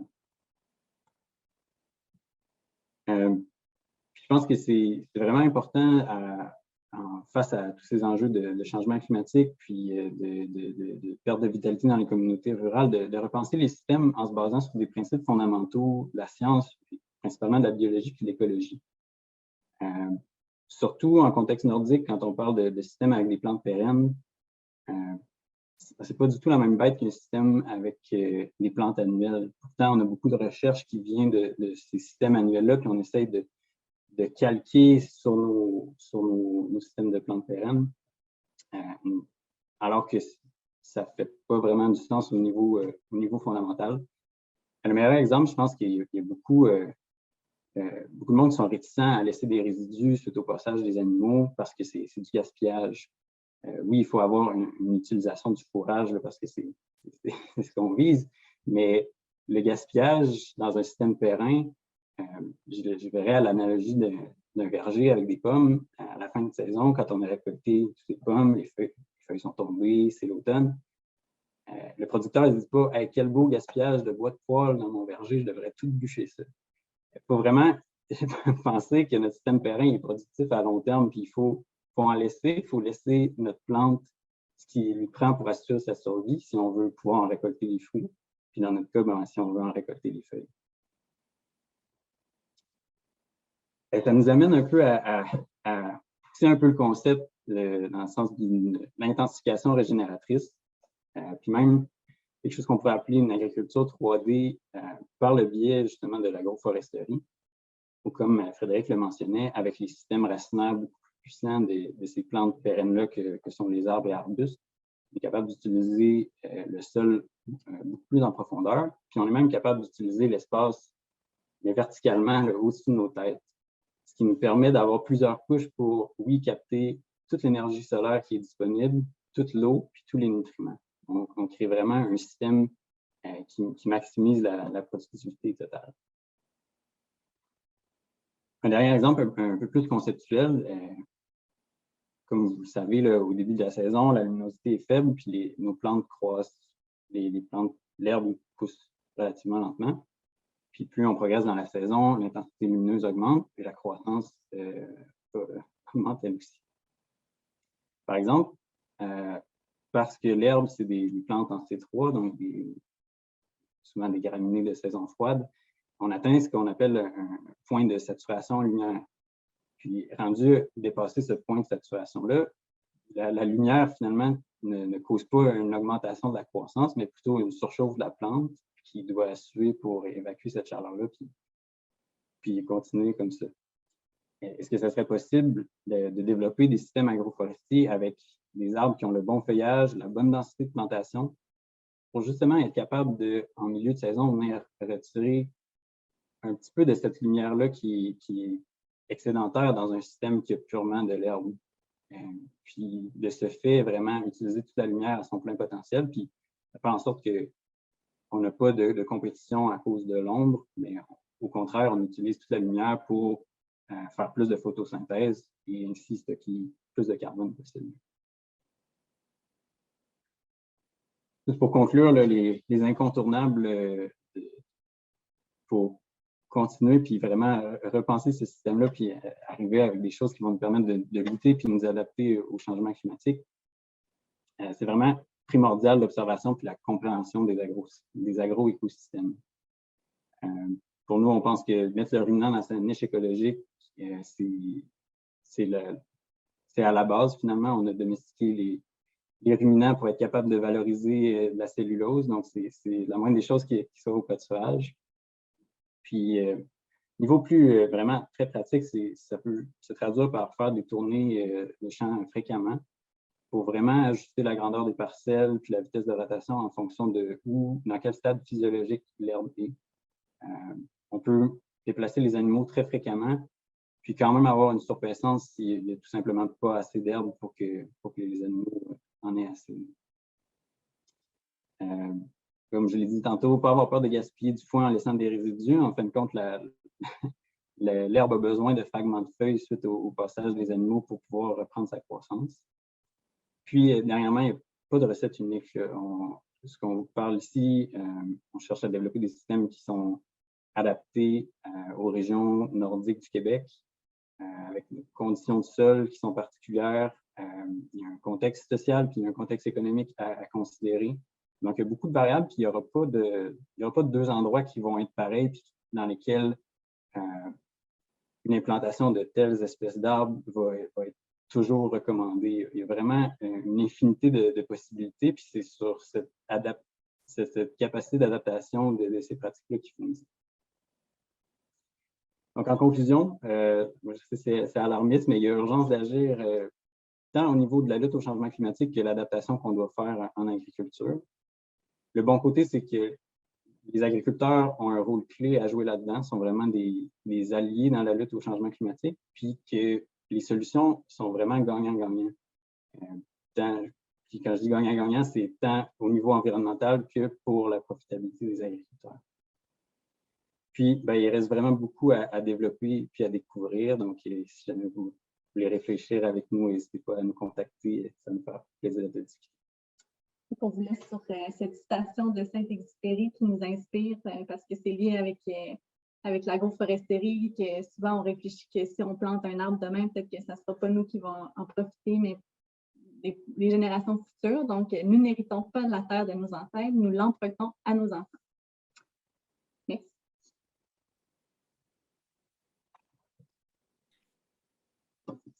Merci beaucoup, Frédéric et Simon, pour votre beau témoignage. Nous sommes donc rendus à la période de questions et d'échanges. Donc, j'invite Pierre et Jasmine à ouvrir également leur caméra et leur micro. Chers participants, il vous suffit de cliquer sur la main levée, petit symbole de main en bas de votre écran, afin que l'on puisse vous permettre d'ouvrir votre micro pour ensuite poser votre question. S'il vous plaît, précisez à qui s'adresse votre question en posant votre question finalement. Si vous ne désirez pas poser votre question vous-même, vous pouvez nous la faire parvenir par l'icône discussion ou chat. Donc, Andréane, tu peux aussi ouvrir ta caméra et ton micro pour m'aider avec les questions, s'il te plaît. On a déjà 2 mains levées. On peut commencer par ça. On a Vincent C. Je vais vous permettre de parler et d'ouvrir votre micro. Oui, bonjour, vous m'entendez? Oui. Oui, la question s'adresse à Frédéric et Simon. C'est ça, je voulais avoir votre avis ou si vous avez vu de la littérature là-dessus, comme quoi que le peuplier faux-trempe dans un système agroforestier pourrait être un avantage au niveau des vermifuges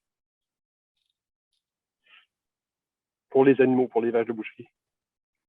C'est une bonne question. C'était pas particulièrement par rapport au peuplier, c'était plutôt au niveau des saules. Il y a des arbres que le feuillage contient beaucoup de tanins qui agiraient comme un vermifuge naturel. C'est peut-être pas nécessairement le peuplier, mais plus le saule qui finalement va s'adapter au même genre de conditions. C'est intéressant de voir, il y a probablement plusieurs autres essences d'arbres qui ont le même genre de propriétés là, qui seraient intéressantes à implanter dans un pâturage.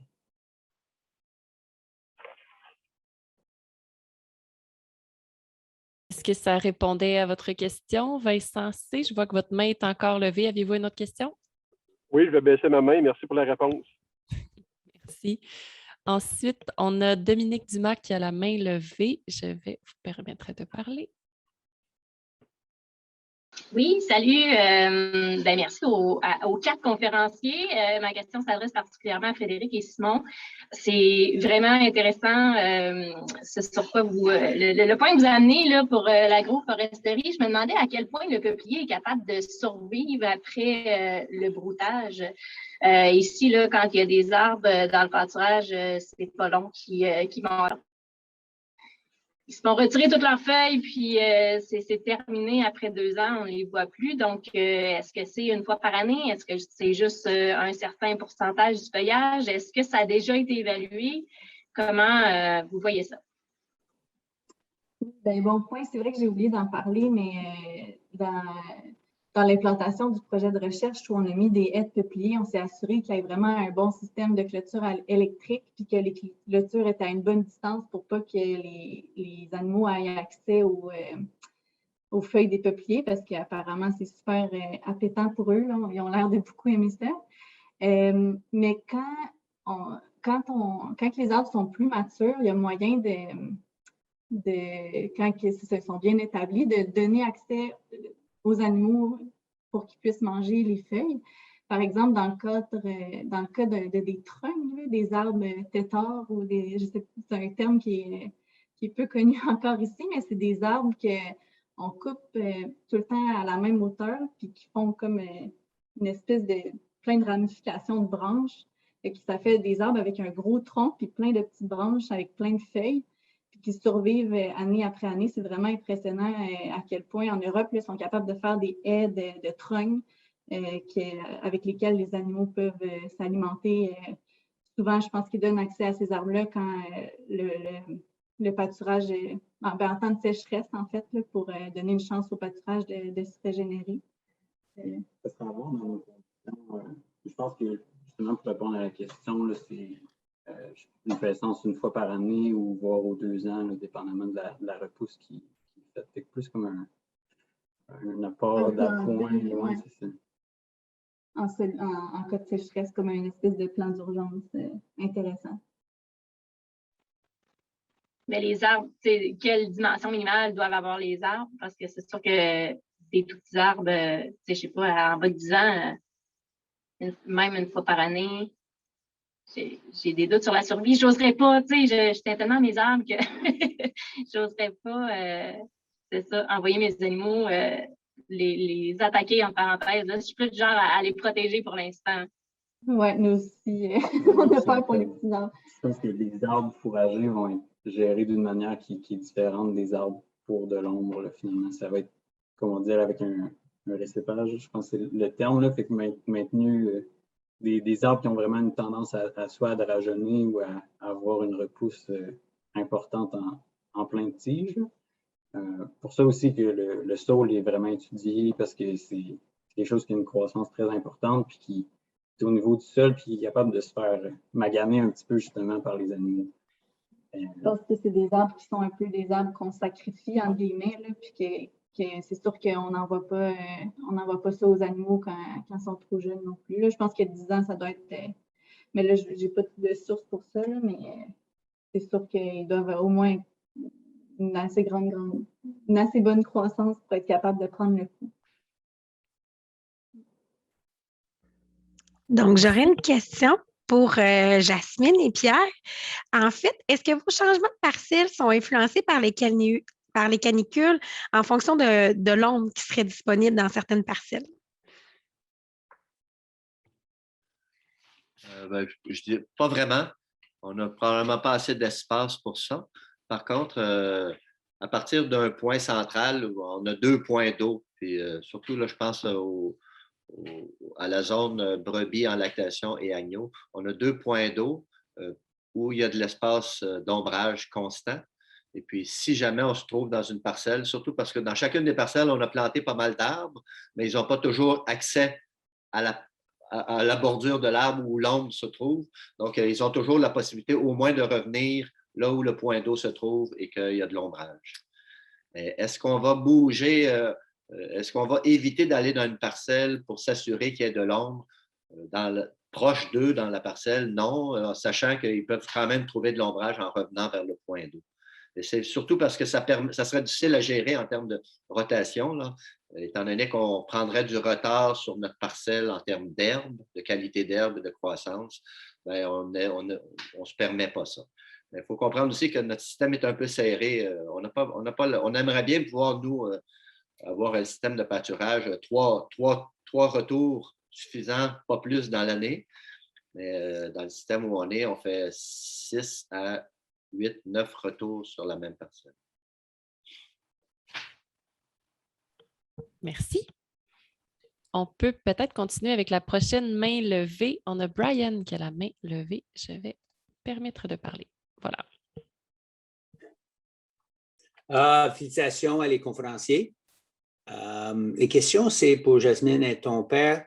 Est-ce que j'ai entendu que peut-être le chicorée peut être un vermifuge naturel pour les moutons? Oui, en effet, c'est ce qu'on lit dans la littérature, que ça pourrait être, que la chicorée pourrait être un vermifuge naturel. C'est très dur à mesurer. C'est ça, je pense que la littérature le dit, peut-être pas aussi concentré que le lotier, je crois, qui semble-t-il avoir des concentrations de tanins un peu plus élevées. Mais c'est très difficile à évaluer au champ. Ça contribue, comme d'autres facteurs, je pense, à donner un petit peu plus de capacité à l'animal de vivre avec des parasites. Mm-hmm. Puis l'autre avantage de la chicorée, c'est que les brebis, l'appétence pour la chicorée est très grande. C'est ce qu'ils mangent en premier. Deuxième question. Le troisième élément, excuse Brian, c'est hyper résistant à la sécheresse.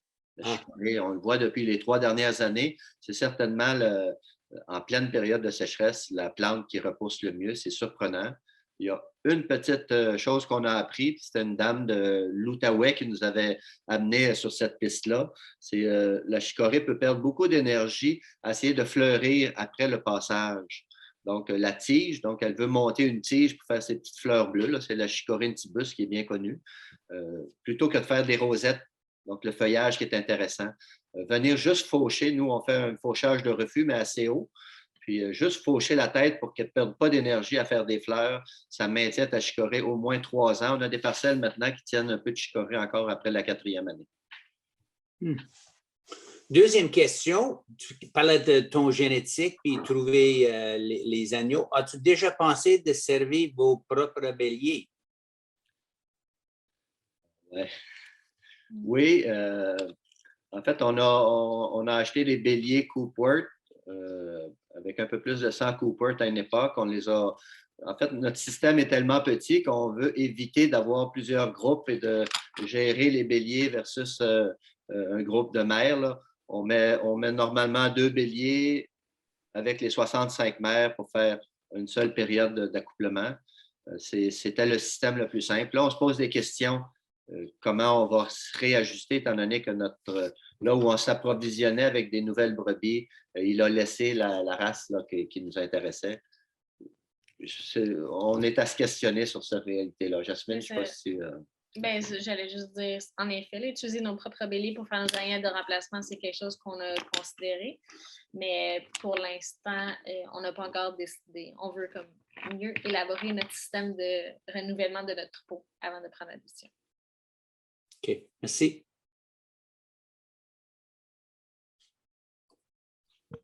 Merci, Brian. On peut y aller avec la prochaine main levée qui est François Labelle. Oui, bonjour. Question pour Jasmine et Pierre. Est-ce que vous avez, dans vos pâturages, est-ce que vous avez déjà travaillé avec du brome des prés ou du lotier? Puis aussi, comment vous établissez vos pâturages, comment vous les gérez l'année de l'établissement? Oui, salut François. Oui, on a déjà, au tout début, j'avais fait beaucoup d'essais là, pour voir quelle plante s'adaptait bien dans nos sols. On avait tenté le lotier, puis on a eu beaucoup de difficultés à l'implanter. Peut-être qu'on n'était pas assez patient. Je pense que le lotier est une plante qui s'implante tranquillement. Là. Tu pourrais certainement me préciser si c'est juste. Donc, on a délaissé le laitier pour travailler avec le ladino qui répondait mieux, plus rapidement aux besoins qu'on avait. Je ne mets pas entièrement de côté l'idée du laitier éventuellement, peut-être refaire des essais. Pour ce qui est du brome des prés, je veux l'essayer le printemps prochain pour remplacer. J'aimais bien, moi, le brome dans mon mélange. Et puis, je parlais avec quelqu'un dernièrement qui me parlait de brome des prés, puis je pense qu'on va l'introduire. On va probablement laisser de côté le mélange B. En fait, ce que je voulais aller chercher dans le mélange B, c'était un peu la fléole.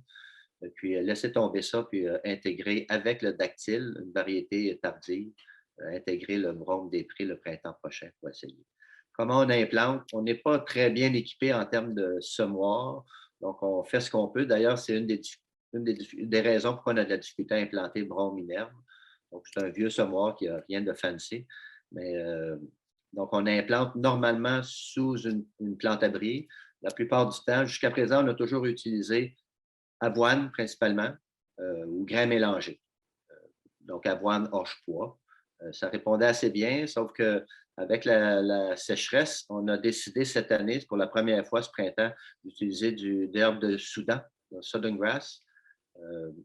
Je dois avouer que satisfait en termes de biomasse, un peu moins biomasse dans les 2-3 premières récoltes, un peu moins satisfait en termes d'implantation des prairies, quoi qu'on le verra le printemps prochain. Et surtout, il faut faire attention à l'acide prussique dans les sorgho, là, bien qu'on ait des variétés d'herbes de Soudan qui, semble-t-il, auraient des faibles niveaux. On a cette préoccupation-là. Donc, si on n'a pas à faire pâturer l'année d'implantation, l'herbe de Soudan disparaît la deuxième année, mais sinon, c'est délicat.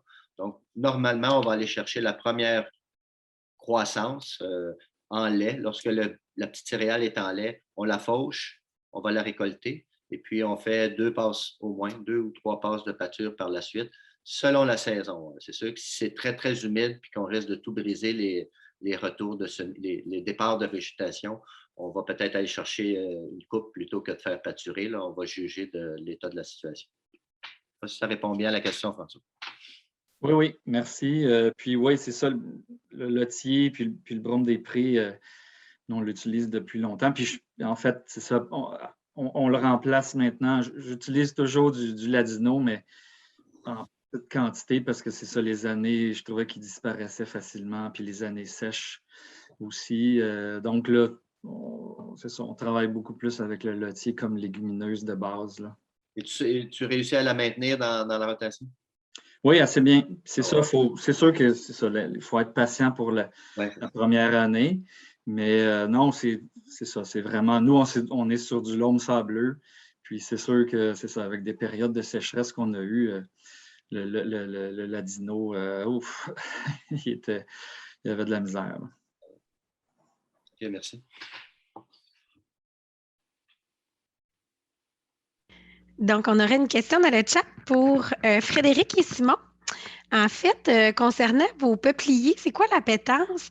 Quelle est la densité de plantation? Puis comment faites-vous pour les protéger là, durant la croissance? C'est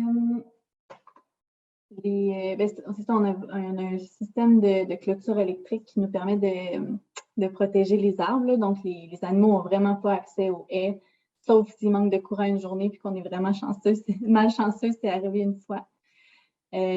Au niveau de l'appétence, je n'ai pas de données là-dessus, sauf que dès qu'il y a une branche qui est trop proche de la clôture, elle se fait systématiquement manger. Fait que j'ai l'impression que ça vient combler la ration alimentaire des animaux. Ça vient vraiment offrir un complément. C'est aussi cet été, c'est arrivé qu'il y a eu des gros orages, puis on a des branches qui cassaient, fait qu'on s'arrangeait pour que les branches de peupliers c'est ça, que les animaux puissent avoir accès aux branches, puis toutes les feuilles qui étaient accessibles ont été mangées. Y avait-il une autre? Au niveau de la densité de plantation, oui. Oui, dans le cas des peupliers, dans le cas du projet de recherche, un des buts principaux, c'est d'observer l'interaction de la croissance des arbres. Fait qu'on on a vraiment voulu avoir une forte densité. Les arbres sont plantés à un intervalle de 2 mètres. Puis c'était aussi pour favoriser le plus possible le stockage du carbone. Fait que c'est quand même une grosse densité qu'on a plantée. Mais dans le cas de nos... ça c'est pour les peupliers, mais pour les autres arbres qu'on implante ailleurs pour faire des tests d'essence fruitière, on laisse un plus grand espacement. Là. Merci. On peut continuer avec la prochaine main levée qui est Fernand Turcotte. J'active le micro.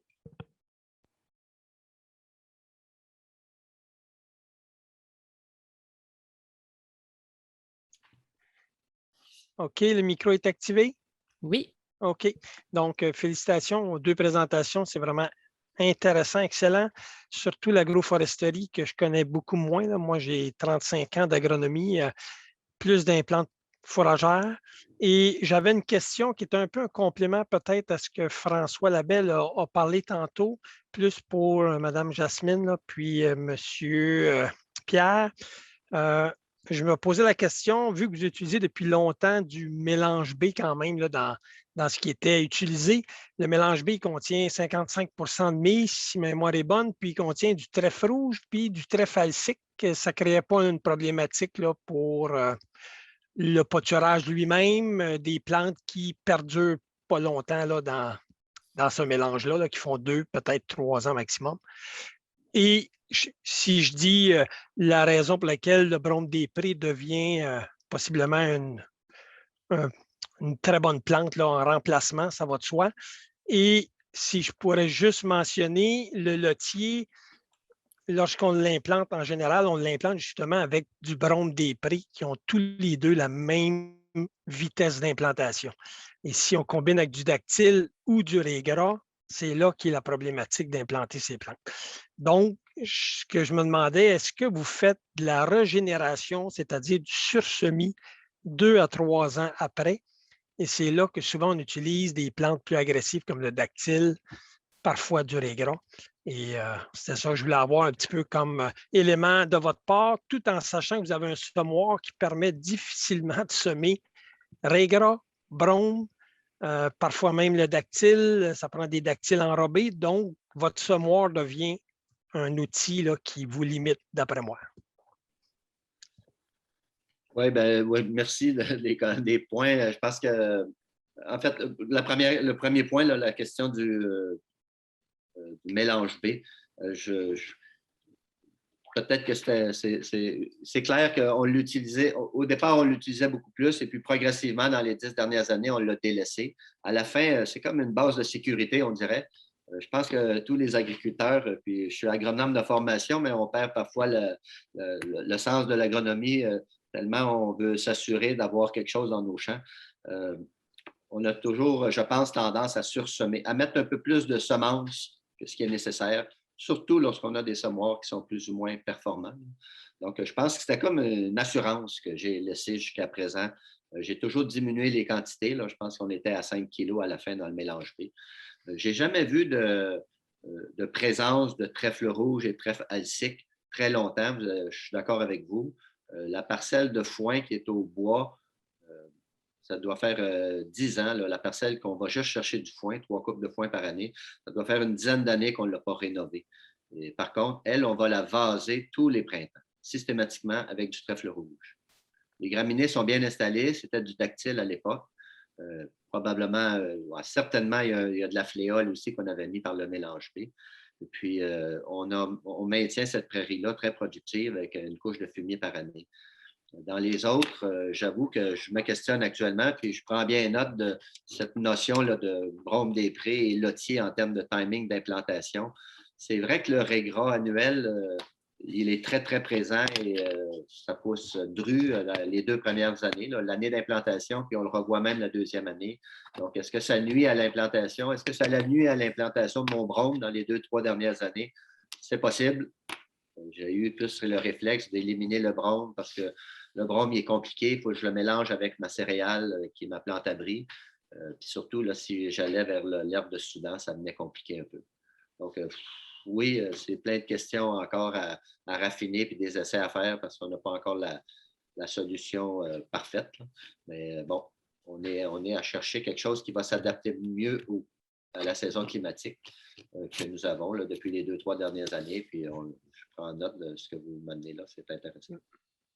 Merci. Donc, une petite question encore pour Pierre. En fait, c'est quel abattoir utilisez-vous? C'est une question de Stéphanie.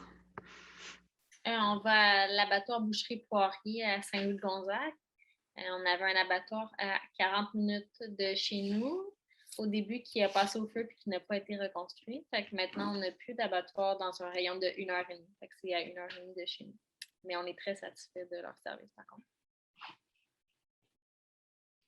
Merci. On peut continuer avec la prochaine main levée qui est Gilles Laverdière. J'active le micro.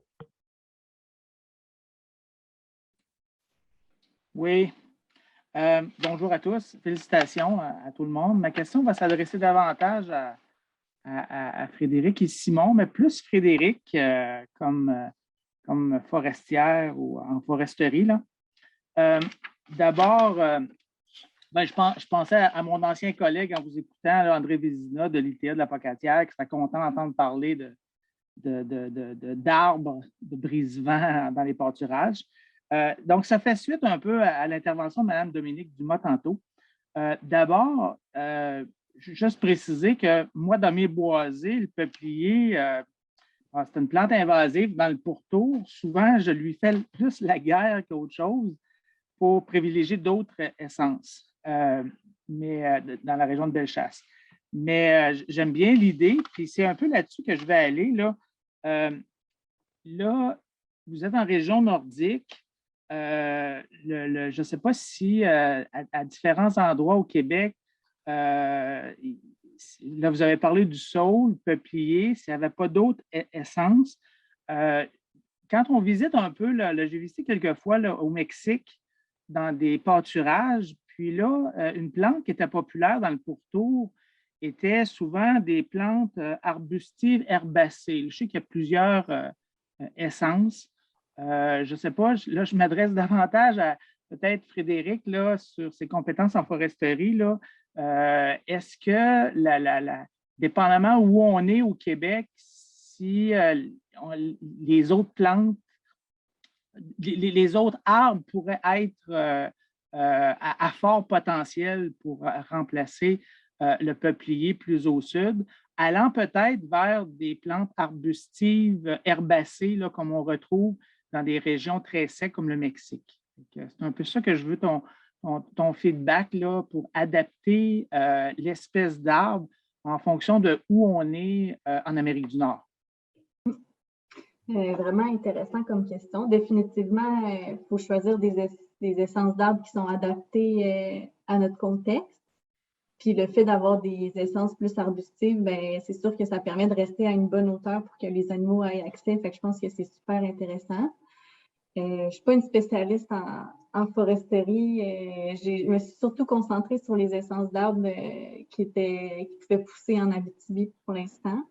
Une des choses importantes aussi à faire attention, c'est de vérifier la toxicité parce qu'il y a des arbres qui peuvent être toxiques pour certains animaux. Fait qu'avant de choisir les essences d'arbres, c'est vraiment quelque chose à valider. Je ne sais pas si de ton côté... Je sais que c'est pas arbustif, là, mais il y a parce qu'on entend beaucoup parler aux États-Unis qui se travaille, c'est le robinier faux acacia, qui est une légumineuse. En fait, il est fixateur d'azote, donc il fait un peu l'équivalent de nos légumineuses fourragères. Le caragana aussi. Oui, le caragana, je n'ai jamais vu d'études par rapport à son utilisation comme fourrage. Il faudrait voir l'appétence. Dans tous les cas, il faut voir parce qu'il y a des variétés avec des épines, est-ce que ça peut poser problème pour les animaux? Je sais que l'érable est super appétant. À quel point il peut tolérer une paissance puis se faire récéper pour... En fin de compte, des arbres qui auraient un fût, on est capable de les maintenir à une hauteur pour la paissance par la taille, finalement. C'est des super bonnes questions. Puis pour vrai, il n'y a vraiment pas beaucoup de choses qui... Le potentiel fourragé là, des arbres est quelque chose à voir. Moi, je vois Brian Onyzulcus, qui n'a pas d'épines, je crois, lui. En tout cas. Locus, ça l'est, oui. Si je peux me permettre un point, j'ai été à Cuba à quelques reprises là, pour des projets, entre autres avec l'Institut de Pastos y Forage, qui est dans le Matanzas.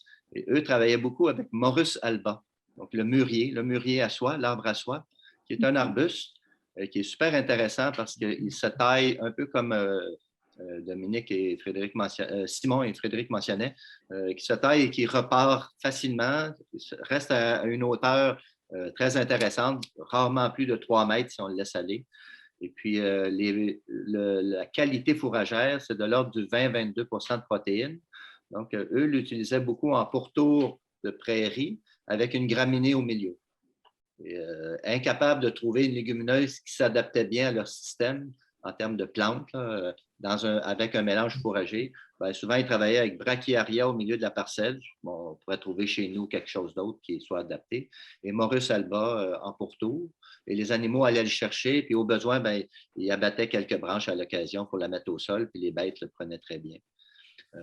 Morus alba, nous, on a essayé chez nous d'en amener et d'en installer.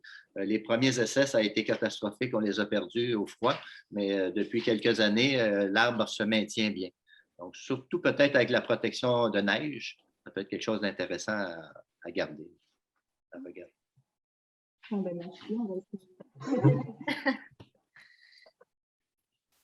Merci beaucoup. Merci, Gilles. La prochaine main levée, c'est Brian. Voilà. Première question pour Frédéric et Simon. Tu avais parlé d'une spécialiste dans votre coin sur la séquestration de carbone, je crois? À la diapo 12, pour être plus précis. Je pense que c'est à la diapo 12 que vous avez parlé d'un spécialiste. Oui, c'est mon directeur de maîtrise, Vincent Poirier. Vincent Poirier? Oui. C'est beau. Deuxième question s'adresse à tout le monde. Les crédits de carbone, Frédéric et Simon, vous êtes nouveaux dans les arbres, ne sont pas tout à fait rendus à stade où ce qui peut faire grand-chose pour les séquestrants. Mais Jasmine et Pierre, avec tes vergers, c'est-tu des choses que, je pose la question à les deux, si tu l'as regardé un petit peu plus au crédit? On n'a pas regardé ça du tout. On en entend parler. On est un peu impliqué en foresterie, donc on regarde un peu ce que fait Écoutira. On essaie de voir ce qui s'en vient. Puis on travaille, entre autres, au sein d'une petite coopérative forestière. Donc, on essaie de voir pour un plus large territoire s'il n'y a pas une piste à explorer là pour prendre soin du territoire, comme on dit. Mais au niveau agricole, chez nous, à l'échelle de la ferme, j'avoue que on ne s'est pas arrêté à ça pour l'instant, puis je n'ai rien entendu là, pour l'instant qui serait adapté, mais il faut voir, je ne sais pas, je ne connais pas assez. De notre côté aussi, on suit ça très. C'est quelque chose en ébullition en ce moment. Là, il y a beaucoup de nouveaux protocoles qui sont à l'étude ou en voie d'être appliqués. Ça va venir, je pense, je l'espère en tout cas, parce que c'est une partie importante là, pour reconnaître les externalités des systèmes actuels. C'est un peu une espèce d'angle mort, l'aspect carbone. Puis si on se met à attribuer une valeur finalement au carbone tant dans nos sols que celui qui est émis dans l'atmosphère, ben ça va être un élément essentiel là, pour avancer puis pour décarboniser notre secteur. Mais pour vrai, ça avance, mais il n'y a pas, j'ai rien à dire vraiment là-dessus aujourd'hui. Et merci, parce que c'est assez compliqué. Puis la chose que j'ai appris dernièrement, c'est que nous, surtout en vente directe, le moment qu'on vend nos crédits, on ne peut pas trop parler de notre situation chez nous parce que les crédits, puis qu'est-ce qu'on fait, ça appartient plus à nous. Oui. Oui, il y a une balance comme ça de l'approcher dans est-ce que je valorise mon produit comme avec une plus faible empreinte environnementale ou je vends ce droit-là à quelqu'un d'autre par le biais d'un crédit contre une rémunération directe. Il y a vraiment deux approches pour valoriser finalement les efforts qui sont faits à la ferme, soit par le le produit qu'on vend avec un premium parce qu'il y a un impact carbone inférieur, ou bien, comme tu fais mention, tu assumes les émissions d'un autre, puis lui, il te paye pour ça. Merci. On aurait une question dans le chat au niveau de la chicorée. Donc, ce serait quoi le cultivar de chicorée que vous utilisez, Ferme du Haut-Vallon, et c'est où vous le procurez? Je pense qu'il y a du monde qui serait intéressé à se le procurer également. Je n'ai pas le cultivar, je m'excuse. Mon Dieu. Je pourrais peut-être le faire parvenir là, si jamais c'était nécessaire, avec plaisir. On l'achète à Comax, Coop Fédéré Sainte-Rosalie.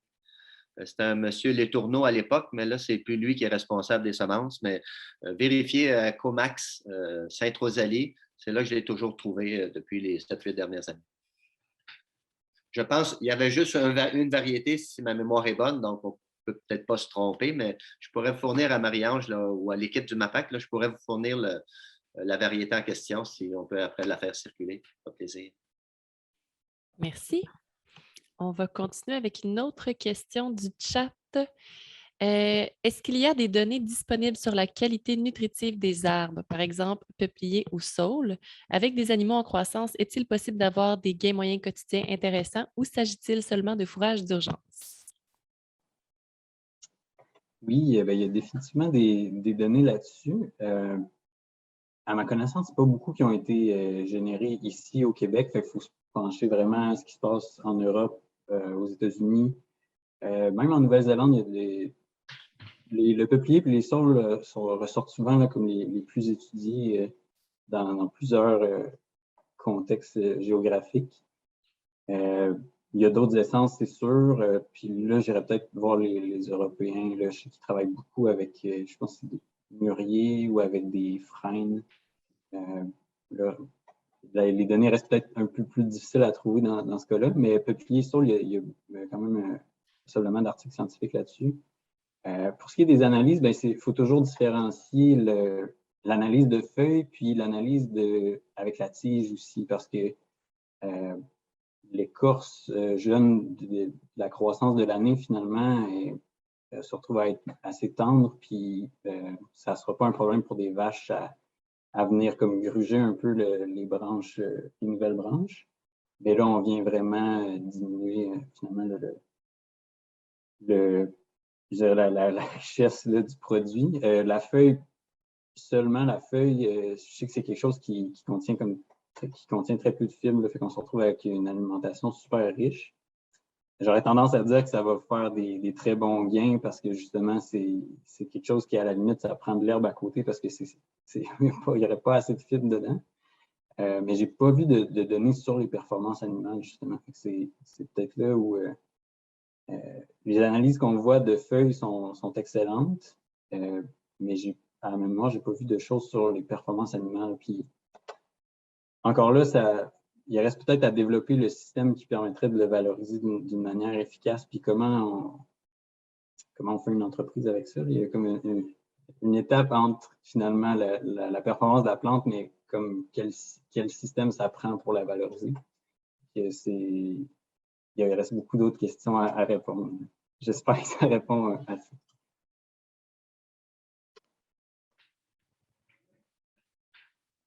J'aurais une question pour nos 4 panélistes. En fait, peut-être une dernière question.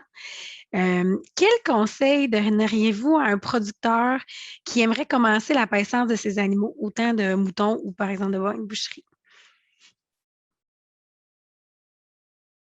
On vous laisse commencer.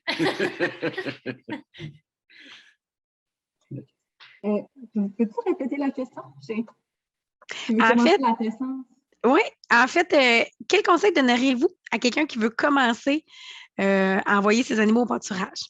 OK. J'irais d'y aller avec, comme on disait, c'est revenu souvent là, de commencer par observer la quantité puis la qualité d'herbe qui est disponible, de bien prévoir avant d'envoyer ses animaux au pâturage, puis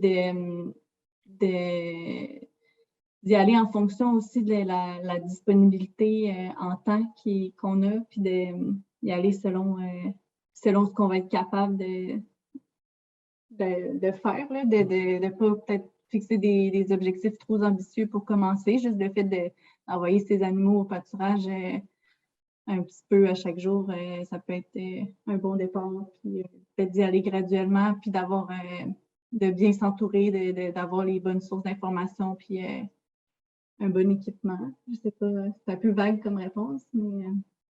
Ouais, je ne sais pas à quel point débutant c'est, mais ça couvre les bases, je crois.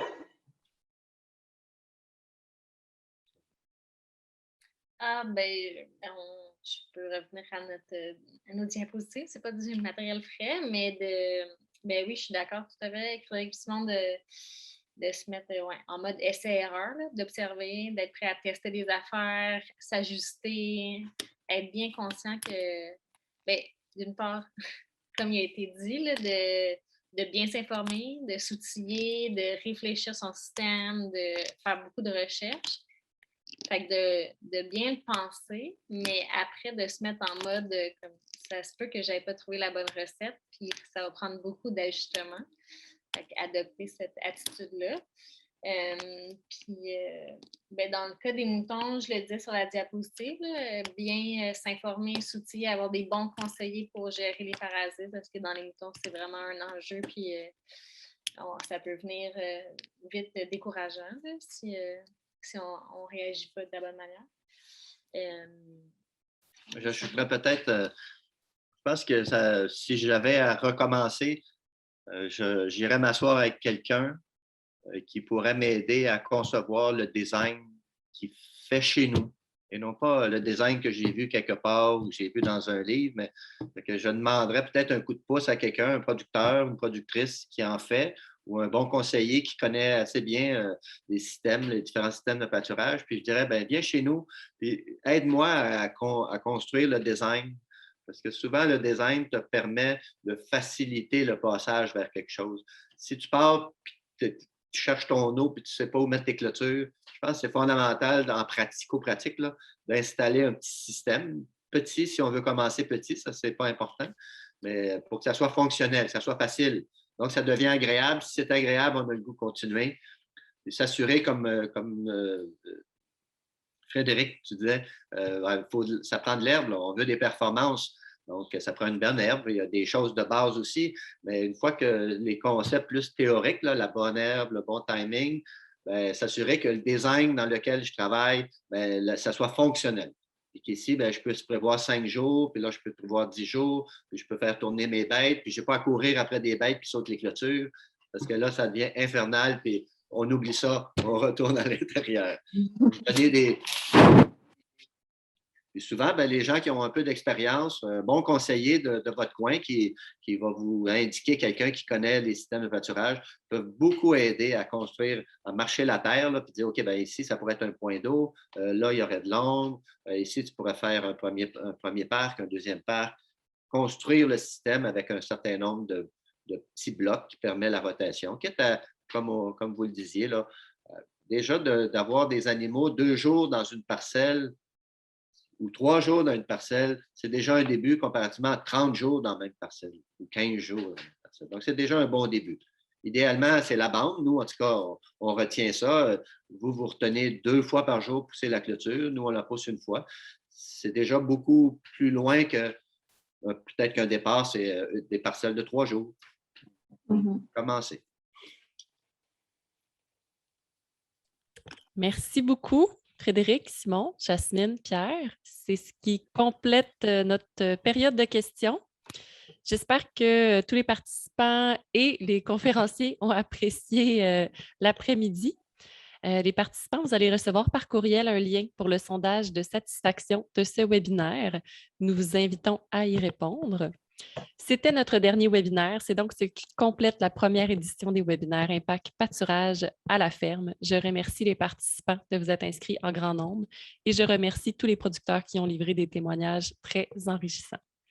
Je profite de l'occasion pour vous inviter à la Journée des élevages au pâturage qui aura lieu cette année sous forme de 2 webinaires, les 19 novembre et 3 décembre prochains. Vous pouvez trouver des informations sur la journée dans le calendrier des événements sur le site du MAPAC et un lien vient d'être mis dans la discussion. Sur ce, merci à vous tous, bonne fin de journée et au revoir. Bravo. Merci.